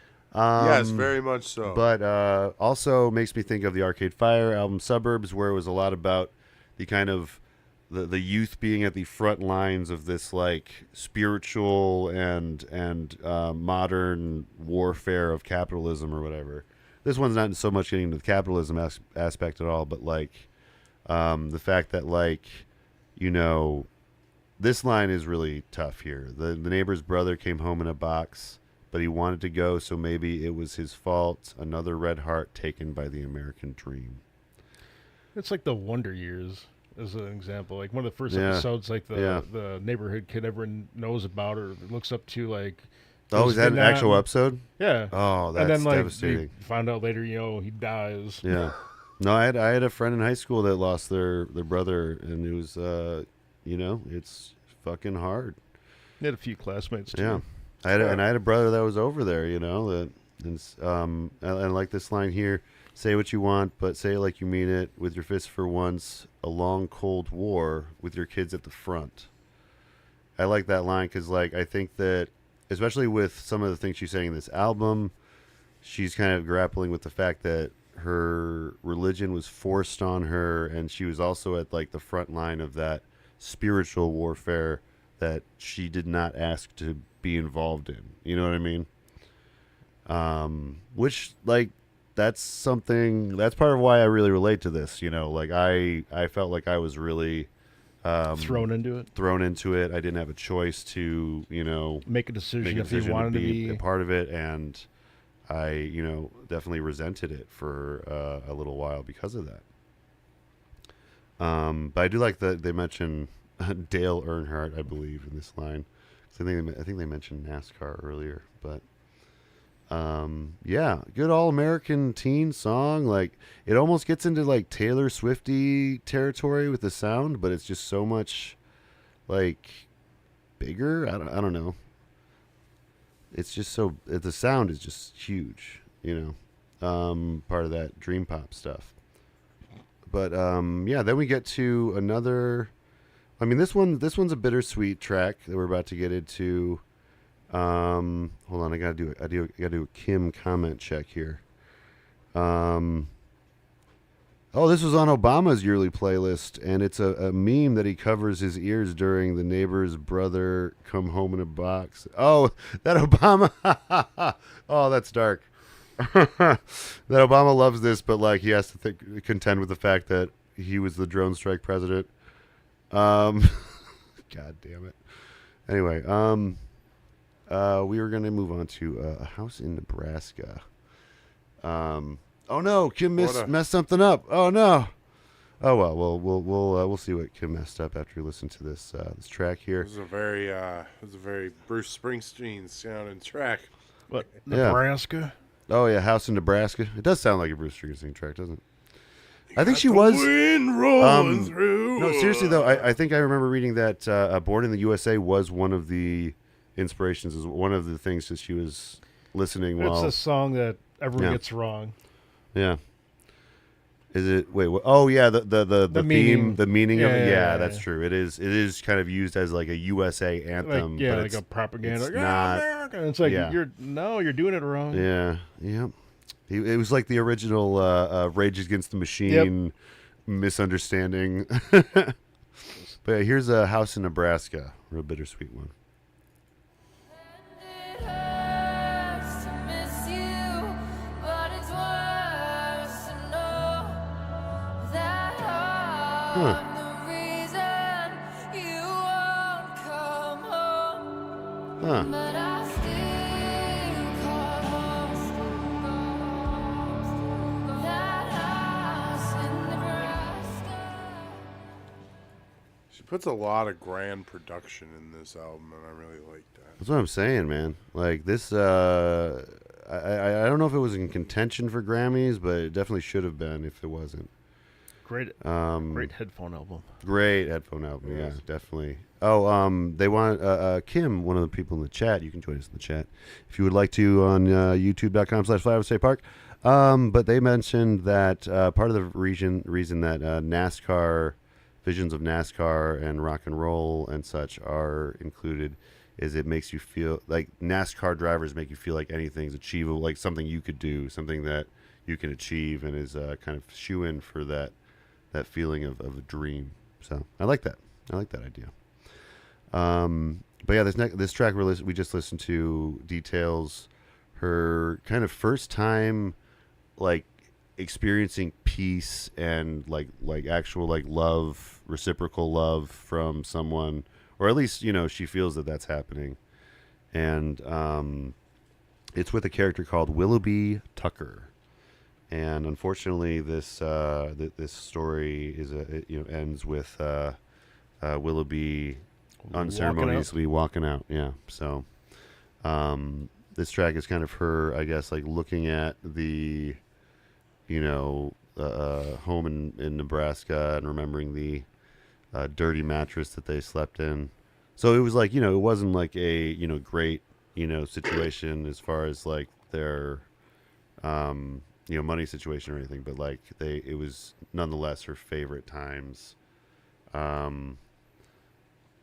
Even though it was dark, because he says here the dirt roads are empty, the one we paved ourselves. Your mama calls me sometimes to see if I'm doing well, and I lie to her and say that I'm doing fine when really I'd kill myself to hold you one more time. Oh yeah, this is after he's left. That's right. But and then there's like self-deprecation here. It's worse to know that I'm the reason you won't come home. So, yeah, she's grappling with that feeling of brokenness and feeling like she can't. She wasn't able to provide enough for that person to feel,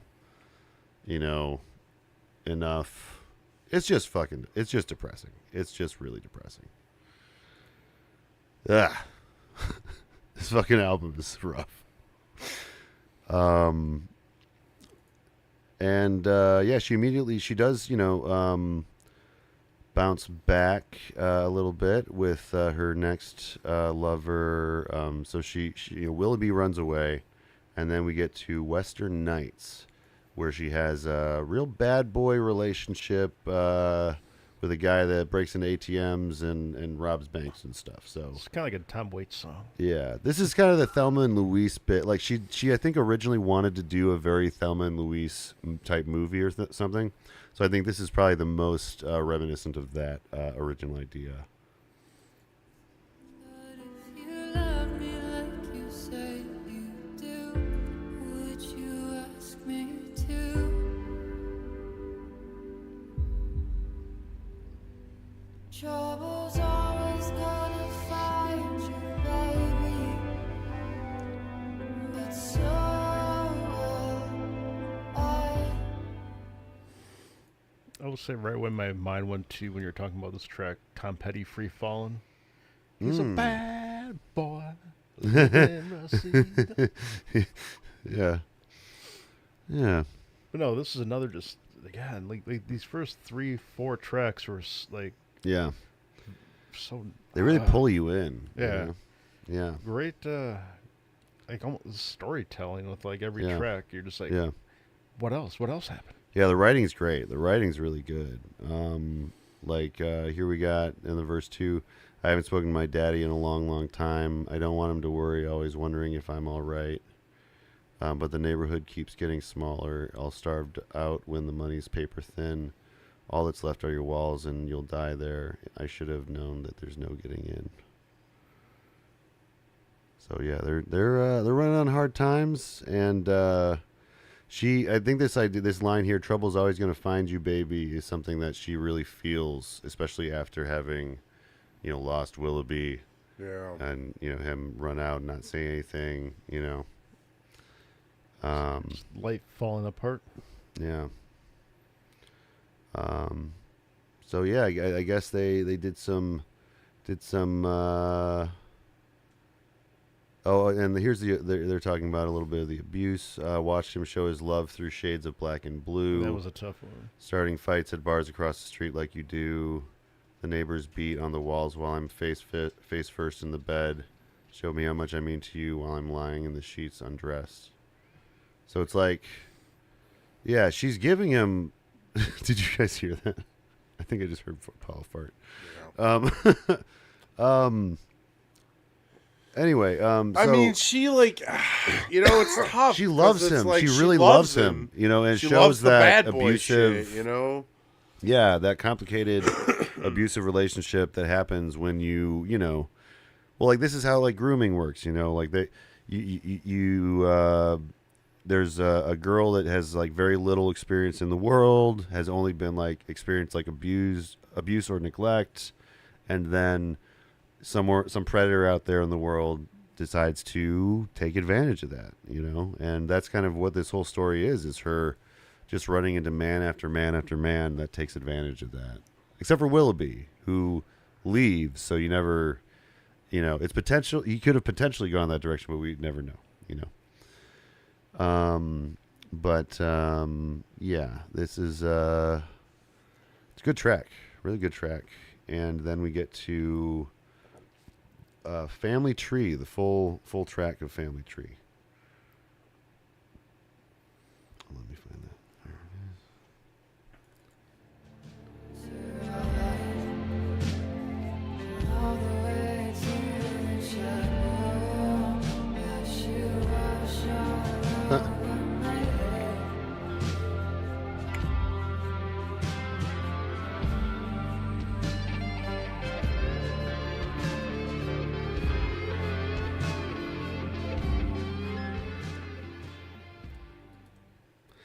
You know what I also like is there's a bit of Woody Guthrie Dust Bowl ballads in this. I feel, as far as like, I mean, I don't know, just like the type of story that she's telling about, being in the South and poverty and just gut wrenching hard times that never get better. Because, yeah, she does have a song about the Dust Bowl, I guess. I have not heard that track yet, but, yeah, it's called Dust Bowl, I guess. And, yeah, I think that, part of growing up where she did and, having the interests she did, she seems very interested in the past and in her history as well, even if it's a hard, difficult history, But yeah, there's apparently a lot of unreleased stuff too. That's that gets into this stuff. But here we go with Family Tree. It gets back to the, these crosses all over my body remind me of who I used to be. I fucking feel that. As someone who used to be very, very, religious, very, like I was afraid of hell, constantly worried about going to hell and stuff. And, it was a really big part of my personality and who I was. And, yeah, I still carry those crosses with me too, But yeah, yeah, really, really tough stuff here, though. Like, give myself up to him an offering. Let him make a woman out of me. I'm just a child, but I'm not above violence. My mama raised me better than that. When the preacher talks, that man demands his silence. And daddy said shoot first, then run, and don't look back. So I think we will learn a lot about her mother in the next one, because she does kind of reference her mother mostly in a positive light. And I think we're probably going to find that her mother, like, was one of the better parts of her life and maybe shielded her from things like this. Or we'll find the opposite out. I don't know. But so far, like, that's the one thing is, like, her mother is definitely a very positive figure in all the text that refers to her, Yeah. Oh, that's a good line. And baby, hell don't scare me. I've been times before. Well, I was going to say, Yeah. it's like It's like one time Nick told me, like we were talking about hell, and such. Yeah, yes. And Nick was literally just like, well, hell's for like actual bad people, John. Like they use hell to scare you, your parents, church, yeah. society sometimes, like, Yeah. but really like hell's for bad people. Hell is not Well- for people just doing. Well, I mean, my whole take on it is that there is very little reference to hell in the Bible in the first place. Right. Like, there's a reference to like a lake of fire, but most of the times when people are saying that it's hell, they're just talking about suffering in general in the Bible. Right. So there's very little evidence that that's part of the package. It's just something that Christianity picked up at some point and ran with, like around. Yeah. I think the 1200s or something. There's got to be some form of punishment, Yeah, right? like we didn't even have an image for Satan until like 1000 AD or something.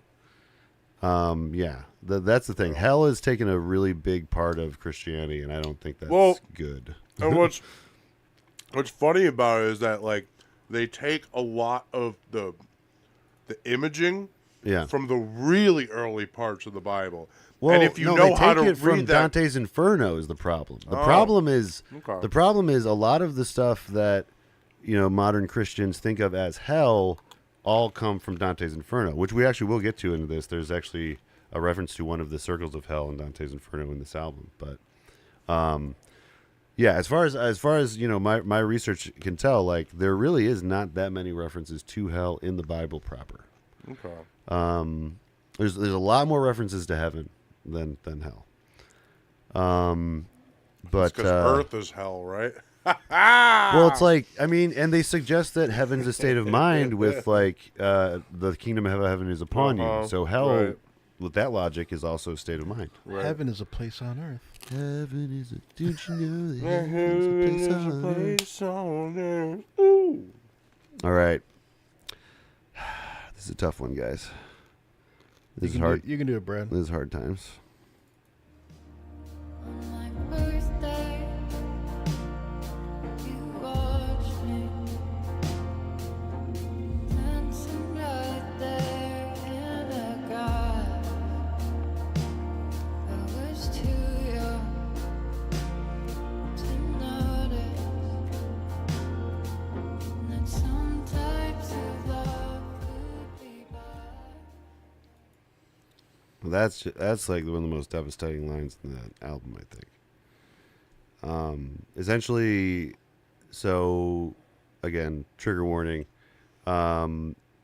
She was sexually assaulted by her preacher father when she was 9, and this is essentially like the last memory she has, kind of before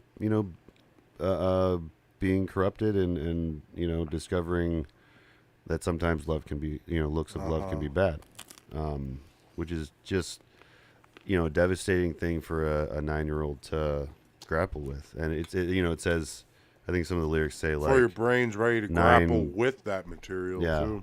yeah. And she says something like 9 going on 18, which is kind of suggesting how she like grew up, immediately, in that experience and stuff. And, yeah, it's especially awful because like in the story of the album, like everyone in her community like lauds her father and like still sees him as this a hero in the community, and it's just a slap in the face to her whole experience, considering he did this. Oh, dude, I just watched an episode of Glee, actually. Oh, Where, about this kind of Yeah, like Oh, shit. so, like one of the her name was Coach Beast. She was getting Coach abused. Beast? Yeah, she was Oh. a big. And in real life she was actually like a weightlifter. Yeah, So she was like a big woman, right? Yeah, She was yeah, brought yeah. in to be like the coach of the football team. yeah. But so she gets married and finds out like that this guy is like beating her, Yeah, Yeah. yeah. It just really shows, Yeah. Yeah. It's and so this is like where the cycle of trauma and violence begins, you know. And this is probably the most autobiographical track, if I were to guess, because I think a lot of the other stuff is kind of being, you know, kind of changed a little bit for the story and to make things work. But this one feels very, very like diary kind of entry, you know. Yeah, but like so. Oh, like, and this, I don't even know if I want to talk about this section, but no, I just want to sleep. Like, I'm tired too tired to move, too tired to leave. I just want to sleep. Like, Yeah, it gets weird. yeah, and that's depression. well, and, that's and tough.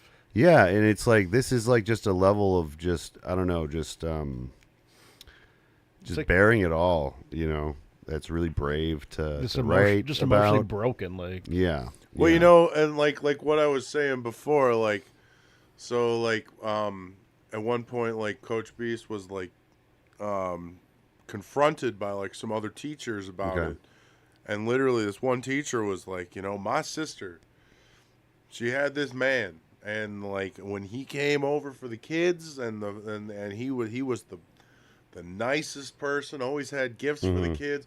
But then he started beating her, and like, and you know, like she didn't have like Yeah. courage to leave. But it's like, Yeah. like because that man put on such a nice front. So it's like, Yeah. what are yeah. you gonna tell other people? Well, he's a good guy.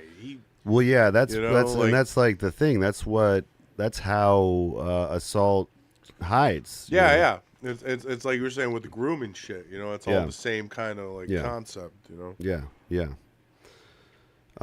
So yeah, I just wanted to. That's actually part of the reason, kind of, that I wanted to cover this album going into the new year, because we are also going into Yes. a new. Don't let domestic abuse reign during the new regime.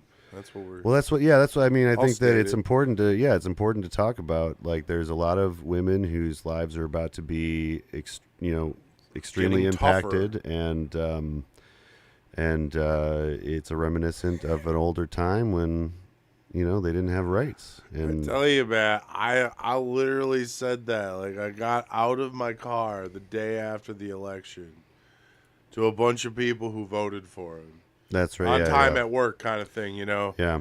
I was just like, hey, fellas, we're a bunch of white straight males. We should be fine. We should right? be okay, I guess. We should be A-okay, I guess, right? Yeah. Cool. No one caught on to what the joke was, actually. But, hey, that's Yeah. that's the They audience might I was not. dealing with. All right, well, we're going to cover one more track before we take a quick break, but I have a couple clips for this track. This is going to be Thoroughfare, and I have a clip from the album, or the main part of the track, and then I got a bit of the scatting outro. So here's Thoroughfare. It is mostly talking about this guy Isaiah in a positive light, but as you'll find, she's not a reliable narrator. Turn to me instead, and to me deep inside. Well, maybe not, 'cause look at what I've got. You might not be my love, but baby, I doubt it. And you said, hey, do you wanna see the worst of me? So yeah, this is her meeting this other guy Isaiah, and him, seeing that she's vulnerable and taking advantage of her. But it's seen through her eyes, so like it seems like this exciting, adventure going west with this guy, just getting on the road and stuff. And she talks about how they make love, and he's like the nicest man that she's ever met, because she's only met like horrible men. And yeah, it's a really beautiful It's really song. tough when the bar is so low, Yeah. It sucks. Like, There was Willoughby. yeah, the line here, like, because for the first time since I was a child, I could see a man who wasn't angry. Like, that's a sad line. Really sad. You know? And yeah, it's a very sweet song. If you only listen to this song and nothing else on the album, it's very sweet. I'll say there's like a really fucking sexy line that I have to talk about. And you said, "Hey, don't you want to see the West with me?" Oh wait, no, never mind. Here, where's that fucking line? Is it in this track? Or is it? No, it's not in the next. It can't be in the next one. Here it is. Here it is. And we found heaven in time where your western sunshine met my deep southern wet, and you got lost in it, and yet found yourself hard pressed for air and sweating. Wow. just gotta fan myself off for a second after those You got lyrics. the vapors. Like, I got the vapors. Lord, those are lyrics. This is what those lyrics made me feel like.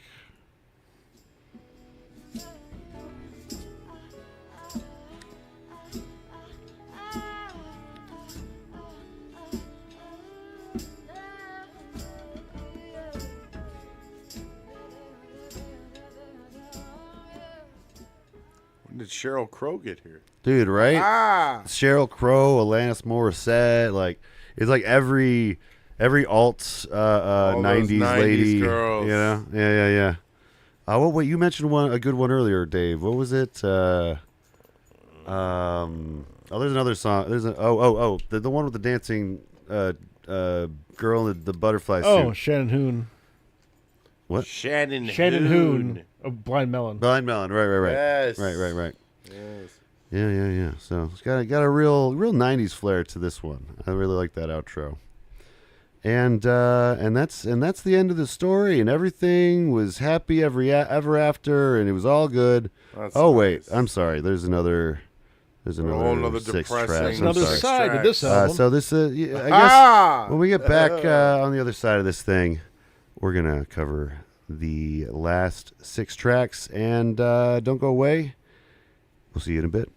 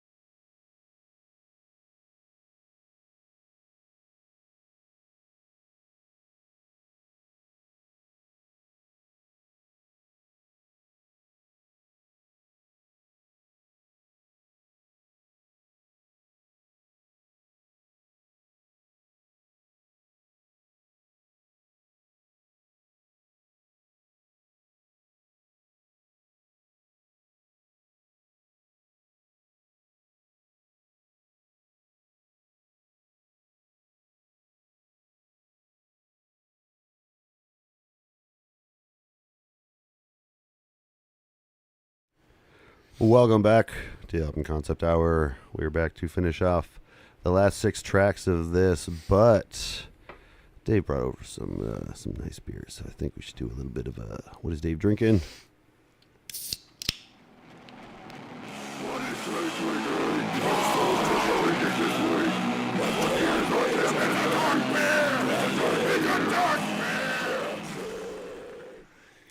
And that's an official wake-up call to Kim if you had fallen asleep during the break. So what have we been drinking today? So I started with my Modelo, and then I moved Modelo on. time. It is Modelo time, and I moved on to this Young Blood Brewery beer that Dave brought over called Tavern Cut versus Pie Cut. The struggle is real. Yeah, I mean that's a struggle that has been discussed in every kitchen with pizza. And then Is it like what's the flavor? oh, you want to try a sip? It's fruit punch. Fruit punch sour. It's like a soda, dude. Oh, yeah. It's not bad. John just went through it's so many emotions. Every Not emotion. bad, but it is like it's like eating like a sour It's like or candy. Skittle Yeah. or something like Yeah, that. yeah. You know? It's not bad. Yeah, it wasn't a bad little sour. Yeah. Bad. And then John, you got some of your Steel Reserve, I got of course. classic Steel Reserve. Yeah, Always yeah. drinking Paps at home, you know. Yeah. Love the classics. Classics. And then I'm about to taste the other beer. What is this that I'm about to taste? The stout. Dave. So Three Sheeps, they have like their main stout, I believe, just called Wolf. And then Woof. every year they do like just variations of it. So this is the aged in Elijah Craig 18-year barrel. Oh wow, So that is. it's a nice boozy bourbon blended Yeah, that's interesting. stout. I like that. Yeah. Yeah, the aged did a good. You want to sip? Yeah, no. You're good on the stout today.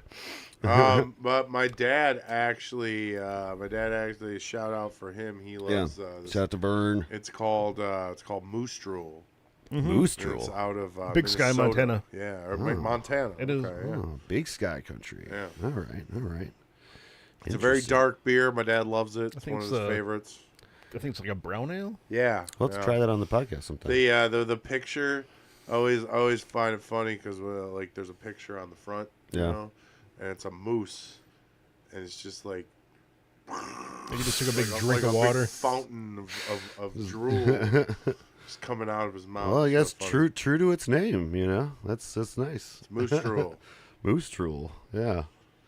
We'll have That's- to have that on a somebody made future it. edition of what is Dave drinking. Somebody made it and they tasted it and they're like, it's like Moose Drool. This tastes exactly like Moose Drool. It was Santa Claus. No, wait, he doesn't have mooses. Those are reindeer. Anyway, that has been What is Dave drinking.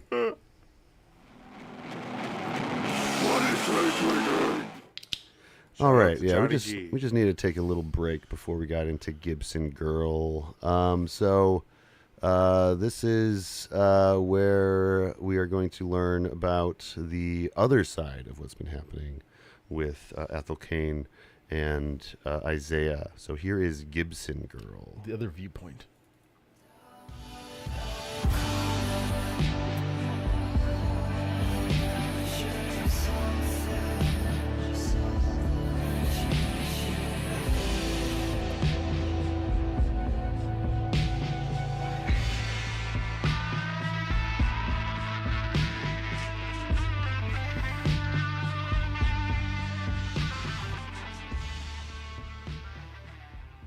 There's a little instrumental break Yeah. you got in there. Yeah, I don't know if we mentioned yet, but some of the guitar stuff on here is really good. Like, there's some, like, Ethel Cain rips on the fucking guitar. Like, real David Gilmour-y kind of vibes, you know?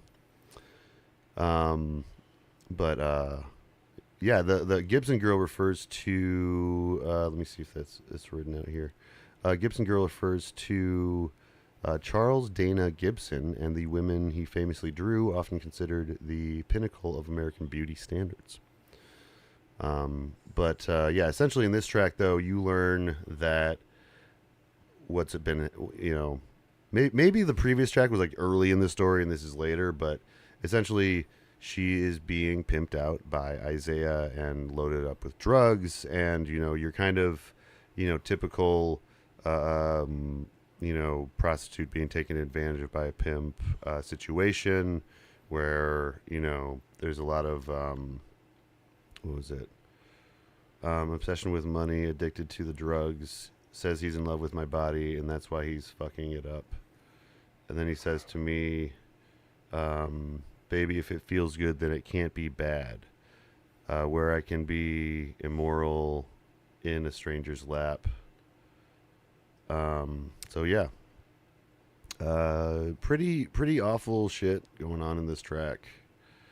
And it sounds like it does kind of sound almost like it's in a club or in. I mean, it's in pretty visual too. Yeah.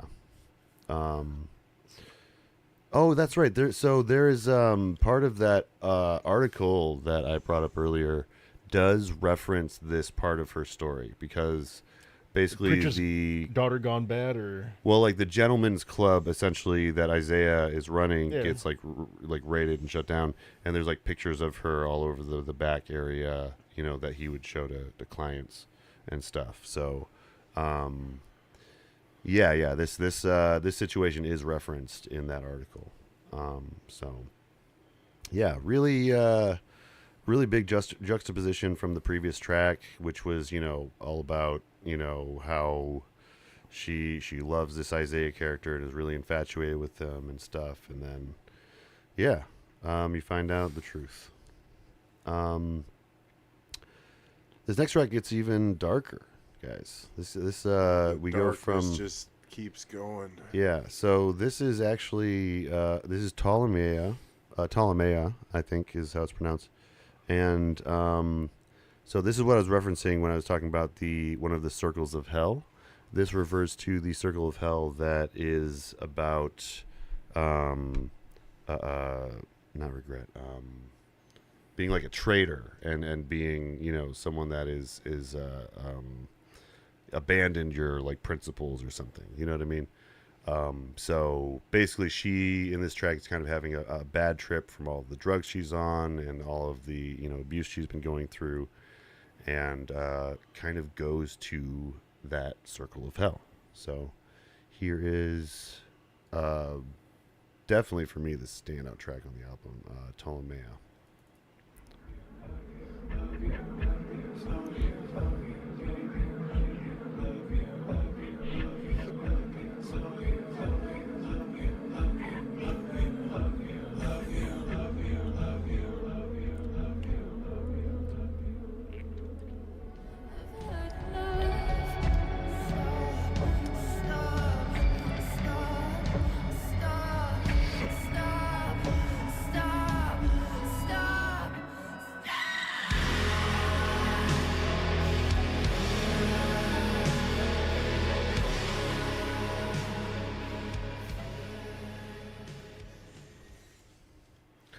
So yeah, I was saying earlier that this kind of reminds me, especially in this track, of like a soft Nine Inch Nails, like a soft Reznor, because it's about really dark stuff. It's got like really intricate like sound work that makes you feel kind of uncomfortable and anxious with like the flies and stuff. I want to say Nine Inch Nails used flies in one of their tracks too.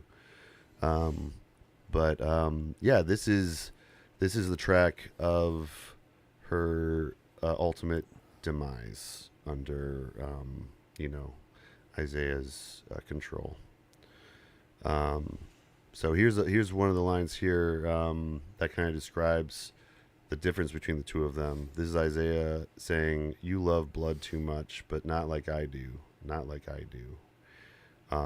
Kind of referencing how she, being like a Christian and still from that faith, she cares about like that blood, the blood of Christ, whereas he's like his blood that he's referring to is the blood that comes from the violence that he commits. He like kind of loves her but hates that he loves her, and like he goes like crazy essentially. Oh, it's a whole cycle. Yeah. Let's see. We got Even the iron still fears the rot, hiding from something I cannot stop. Walking on shadows I can't lead him back. Buckled on the floor when the night comes along. Daddy's left and Mama won't come home. And then where you hear the make it stop, I've had enough, is her screaming as she's being stabbed, I guess. And then she like runs away into the woods, and then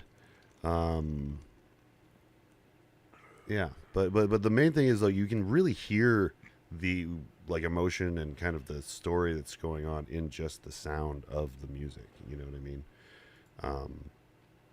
It's yeah, it's really It's full of impressive. just uneasiness, and Yeah. you're just like, Oh, and our person in the chat, Kim, mentioned the visualizers. There's really great visualizers for this album that she did on her own. There's just videos of her like just hanging out or whatever. But the visuals for this one in particular are pretty like creepy and you know, like the ring. evocative. Yeah, a little bit ring like, you know. But yeah, here it is. Divine Comedy, specifically Dante's Inferno. Ptolemaea, named after Ptolemy, is a circle of hell in which the traitorous reside. And so this is a part where it really stuck with me. I think me and John were talking about this. Like, I've kind of been to this circle of hell before. Like, I had a bad trip on some mushrooms, and the kind of Me idea too. for That's this where I circle of saw hell it is like too. you get there by like thinking that you have forsaken God in some way, and that you are reaping, You're sowing. beyond hell. Yeah, yeah. You like feel it's like you're something. beyond hell. It's something that I think all their other Christians have probably experienced when coming to psychedelics and stuff. Is if you do believe in hell, then and you do believe that what you're doing is a sin, then it all of a sudden you can find yourself in a very, very dark, very bad place, and you have to Mind confront state. that feeling. You know, not fun, not a lot of fun. But I really relate to this track because of that, though, and I think it's a really good representation of that kind of feeling. Of course, I didn't die in the end, but Is this the because I was always, is this the final like ring of hell? I don't I know always which ring it remember, is. like- I'm not sure which ring it is. Because I always remember like that in like the final ring of hell, like in Dante's Inferno, has like what is it who the Judah, it's like Judah and the guy that betrayed Caesar Oh, are like on crosses. Brutus. Yeah, it's Brutus and the guy that betrayed Jesus. Judas are like Brutus on, and Judas. like They're you cops. know like Oh, like, yeah, on maybe that crosses is the final circle. in like then. the final circle of hell, and they're just like burning and Yeah. because that's their Yeah. torture for betraying someone that they loved so much. Right. Okay. Yeah, I think that tracks. And yeah, that's how she's feeling about her past and stuff. And it's complicated because there's also the story happening, but I think she's talking about the story and like kind of what she's dealing with in her personal spiritual life. She's But dealing with a lot. this next track we get to is we got a couple of these are instrumental tracks. Yeah. So this is called August Underground, and it is its title is a reference to a pseudo snuff film, an infamous pseudo snuff film. After she, in this song, she's kind of accepting her fate and passing into the next life.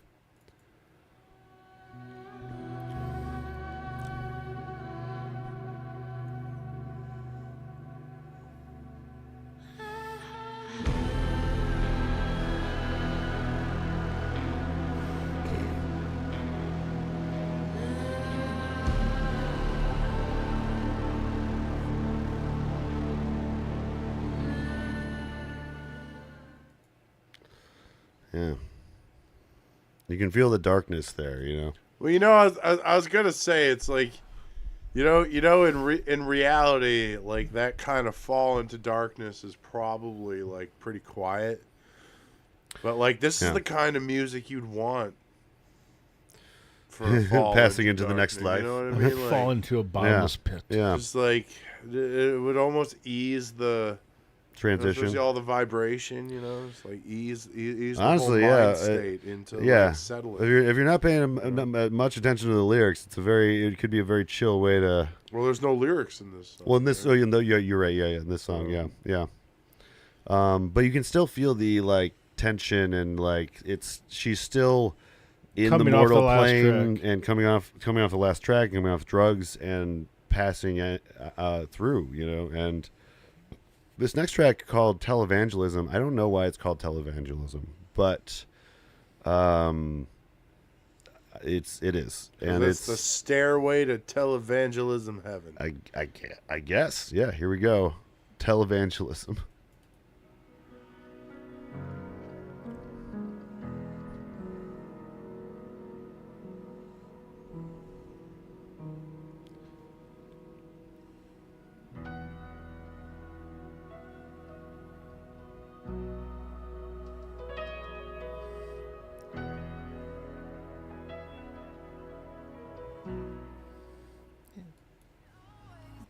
Yeah. I like that one. I like that they go from, the audio, the themes in the audio are so good because, like, you feel that tension of her, like, leaving. And then this song kind of gets into her accepting her fate and transitioning into the, like, heavenly plane or something. It's peaceful and nice, and it really juxtaposes the previous tracks, like brutality. The last couple of tracks, the brutality that happened in the previous one. Okay, good to stop. Yeah, I like that she's really good at juxtaposing ideas like that, because like, you have the thoroughbred song, which is positive portrayal of what's happening, and then followed by like the most awful details of that portrayal, so really, really good at playing two sides of what's going on in the story. And then we get to Sun Bleached Flies, which is the penultimate track. That in the end, no one was coming to save me, so I just prayed. And I keep praying and praying and praying. If it's meant to be, then it will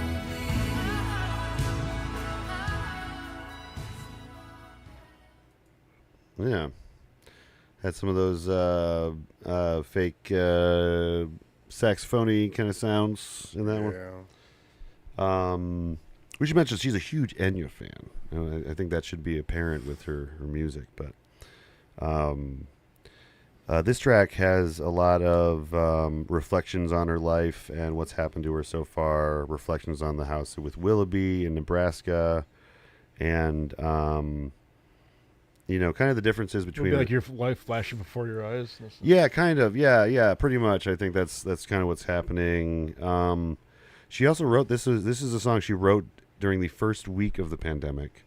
She was just she was in her like old house, I guess, and started playing around with a piano, and this was the result of that. And it's here we go. Let me see if I can find something.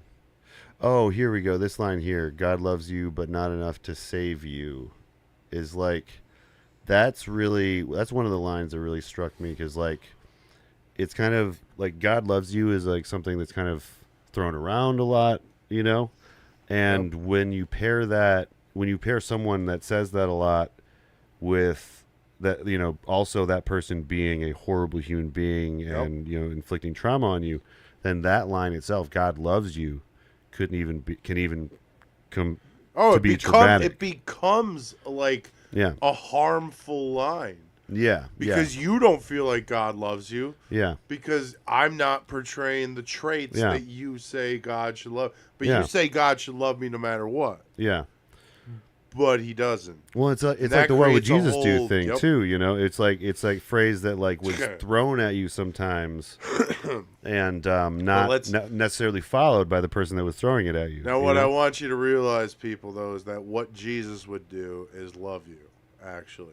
For the Yeah. record. Unless you're killing people. Don't kill people. Let Jesus Yeah. take the wheel. But Yeah. Jesus, and you know what? Even sometimes, but like Jesus would love you for just being you. Well, yeah, yeah. I just mean, if you remember if you look at just the straight, like without any of the Christians, interpretation or whatever, Jesus pretty. Now, you gotta strip chill Jesus guy. bare. He's an all right But once you dude. strip All him right. bare, he's He's a all good right. dude. Yeah. All right. He didn't make nobody pay for that bread and fish that he fed him. Nah, dude. He wasn't looking for that. Listen to That JC, wasn't the dog. point. The first one's always free. Yeah. Don't say that. That's not what this was. Yeah, he was. It was one of the first. What do they call it? Where pay to play, not pay to play. No, he The was. way the apps work he nowadays, was where a everything is. socialist.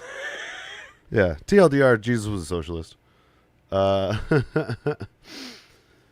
But yeah, I do enjoy this reminiscent. I like that she says even with all of the trauma she's experienced, she still wants to pray and she still wants to have some sort of spirituality to hold on to. You know, even though she, by all means shouldn't, because of her experience with her dad and experience with people like, yeah, I don't know. Well, it's like because Ethel Cain's got some amazing faith, I guess. well, I believe in that because it's like I have the same thing. Like I have a dad who believes in the hardcore, Yeah. strict beliefs. Right. More And legalistic. he raised me that way, but Yeah. but man, I still I see the better parts of what he taught me, right. and I still see like the fact that Jesus was a real person. So like I have my own beliefs on that. Right, yeah, but, yeah. Like and it should be personal. and it should be yeah. you Yeah. know, and it's just it's I like think because part we of- don't know, nobody knows, Well, I think part of nobody really knows what happened. Well, I you think know? what part of what's hard with what she's gone through is that it's all of this, authoritativeness and all Yep. this authoritarianism within organized religion that I as that's a what brings you pastor's kid down. also really disliked about it. Although it's weird because like my dad, the pastor, wasn't the crazy evangelical in my life. That was more my stepdad. You know what I mean? And yeah, that God loves you thing. I mean, just a little personal anecdote. My stepdad was trying to tell my stepsister that she should be bringing her kids to church, and was starting to like get on her case about not bringing her kids to church. And it became this huge fight. And it was like, ultimately, I had to be like, hey, listen, you weren't the best parent, and you can't tell Katie how to raise her kids. Yep. Like, Get that's off your just- high horse, mister. Like yes, you said God loves you and stuff, but like it didn't have that effect on us. You don't.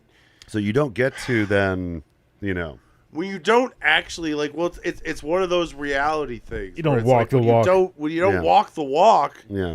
it's hard for everyone to just buy into what you're selling. And know? it just shows that you're using it Yep. to control, and you're using it Yep. to be the authority It's and be not- the man of the house or It's whatever. not the realness of it. It's Yeah. what it's getting you. That's Yeah. what's Yeah. Like, if your reason for getting into Christianity is because you want to lord over a traditional wife-woman situation or something, then just fucking don't get into it. 'Cause I fuck want you. my flock. I always say. Yeah. The only reason my dad wants me to go to church these days because I every once in a while I make a deal with him about something, and the deal end is I go to church. And Steph's always like, "Why do you do it?" The opposite of the deal with the devil. Why do you deal do with the it? Vern. And I'm just like, because that's Shame. all he wants. I don't have to go Yeah. and sit there and be like, oh, I'm praising Jesus, which I do, Well, yeah, I I mean, pray, yeah. but like blah blah blah. Yeah. But like all I have to do is go and sit there and he feels like he gets to tell everyone that his son showed up. Yeah, And that right, makes right. him feel good. Yeah, And that's yeah. It's and just the that's little and that's things. what it is for him, because I Yeah. realized a long time ago he doesn't care. He didn't care if I showed up, Yeah, and because it's the same kind of thing you're saying. Yeah. Mine's on a much lower level, but it's the Right. same kind of thing you're saying. Where like my Yeah. dad was so obsessed with church, but I realized at the end of the day that all he wanted was for my ass to be in the seat. yeah. He didn't yeah. really care if I was there. He didn't want me to Yeah. embarrass him, and he wanted my butt in the seat. Yeah, yeah, yeah. You know, but and that's like, yeah. what's the point then? Right. What's the point of me coming to church? You gotta get every these week? numbers up. You gotta get these numbers up, man. Yep, Yeah, and that's the point. gotta get those stats. Gotta be able to tell Yeah. God you made your son sit in church as much as possible. Well, yeah. I mean, I'm a That's- pastor's and that's kid. the I would show up once or You're twice a glued year. to that seat, probably. Well, no, like in the end, I would show up once or twice a year and be like, "Hey, what's up, everybody? Pastor's kid here," and then leave. Nope. This next track, speaking of people that I never talk to again, this track is called "Strangers."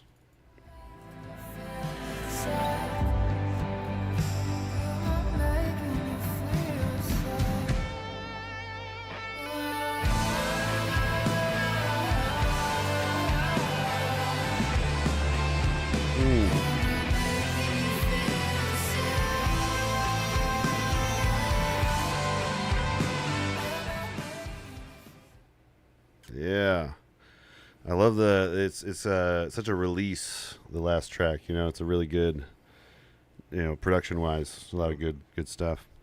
However, in the song, we got some. There's an ending. There's an ending, yeah. So not only does this Isaiah character murder our protagonist, Not only is he not a good guy, he's not a good guy, and kind he's of a a murderer, and he's kind of a big bad jerk. bad person. He eats her, according to these lyrics here. We got in your basement I grow cold, thinking back to what I always was told. Don't talk to strangers, you might fall in love. You devour like smoked bovine hide. How funny, I never considered myself that tough. line. You're handsome walking over me now. And oh yeah, that's the fucked up line. You're so handsome walking over to me now. Oh, over to me. I thought it was okay. the bovine line. But yeah, she still has a fondness for him in the afterlife, even though all of this transpired. She's so like happy it kind that of shows. he's eating her. Well, no, it shows how fundamentally broken she was. That she couldn't, even in the end, she couldn't determine he's a good man. what real love was. It's very tragic. Oh, he still loved me. Yeah, I'm sorry. Look, he only It looks like murdered he's a couple putting barbecue people. sauce on your thigh. look right good there, bro. on look good on your lips. Your thigh. Yes. Yeah, it looks like he's really loving that. Yeah, for sure. yeah. I guess hey. All over your Yeah, mouth. what we should hear is this song as portrayed by Macabre, that band that did the Dahmer album. We need to hear this story from their perspective. Oh, But yeah, so there's a lot of lyrics that suggest that he cannibalized her, and then in the very end she just has a little kind of line to, or she kind of has a line out to her mom. Mama, just know that I love you and I'll see you when you get here. Just a devastating line from a child that died before their parent. Ugh. isn't that always the devastating line? Yeah. Oh yeah. Stockholm syndrome. Yeah, it's kind of something that you could infer that they're experiencing, or that Ethel's experiencing. But yeah, so before we get out of here, though, we got one last thing to do on this podcast. I've thoroughly enjoyed this album. This has been a really, really interesting experience and story in general. A lot of good comments on us. Yeah. What are we talking about? The rating system? We gotta rate it. We gotta rate hold it. on, let me get the Oh, screen raised so y'all can see us rating this thing.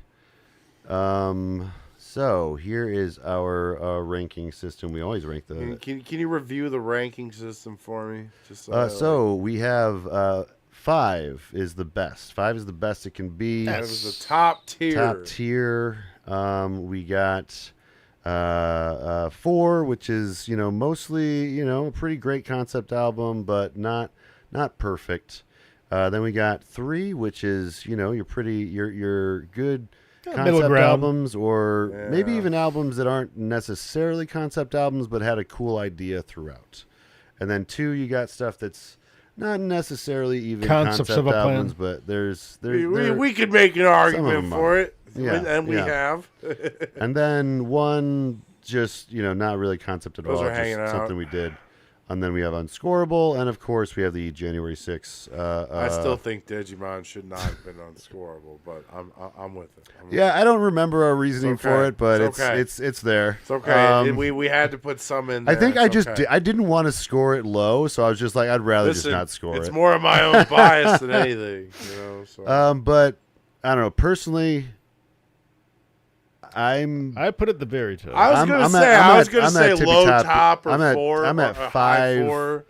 yeah, I'd say low 5 or high 4. I think it's at least It's in the 5s, especially with the stuff behind it. Yeah, with that all the always counts stuff. a lot for me, Yeah, especially in my judging. So she had so much material to like supplant the album.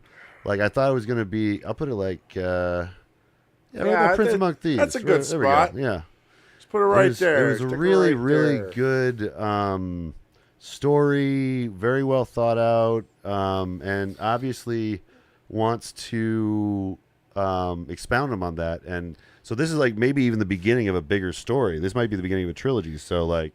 But also all This the is such a production great- stuff, like Yeah. the missing report, the newspaper Yeah. clippings. Yeah. Just, there was so much to this. Yeah, That it Yeah, didn't even feel like a concept. It actually felt like a almost legit full story. Like it wasn't Yeah, even like. yeah. yeah.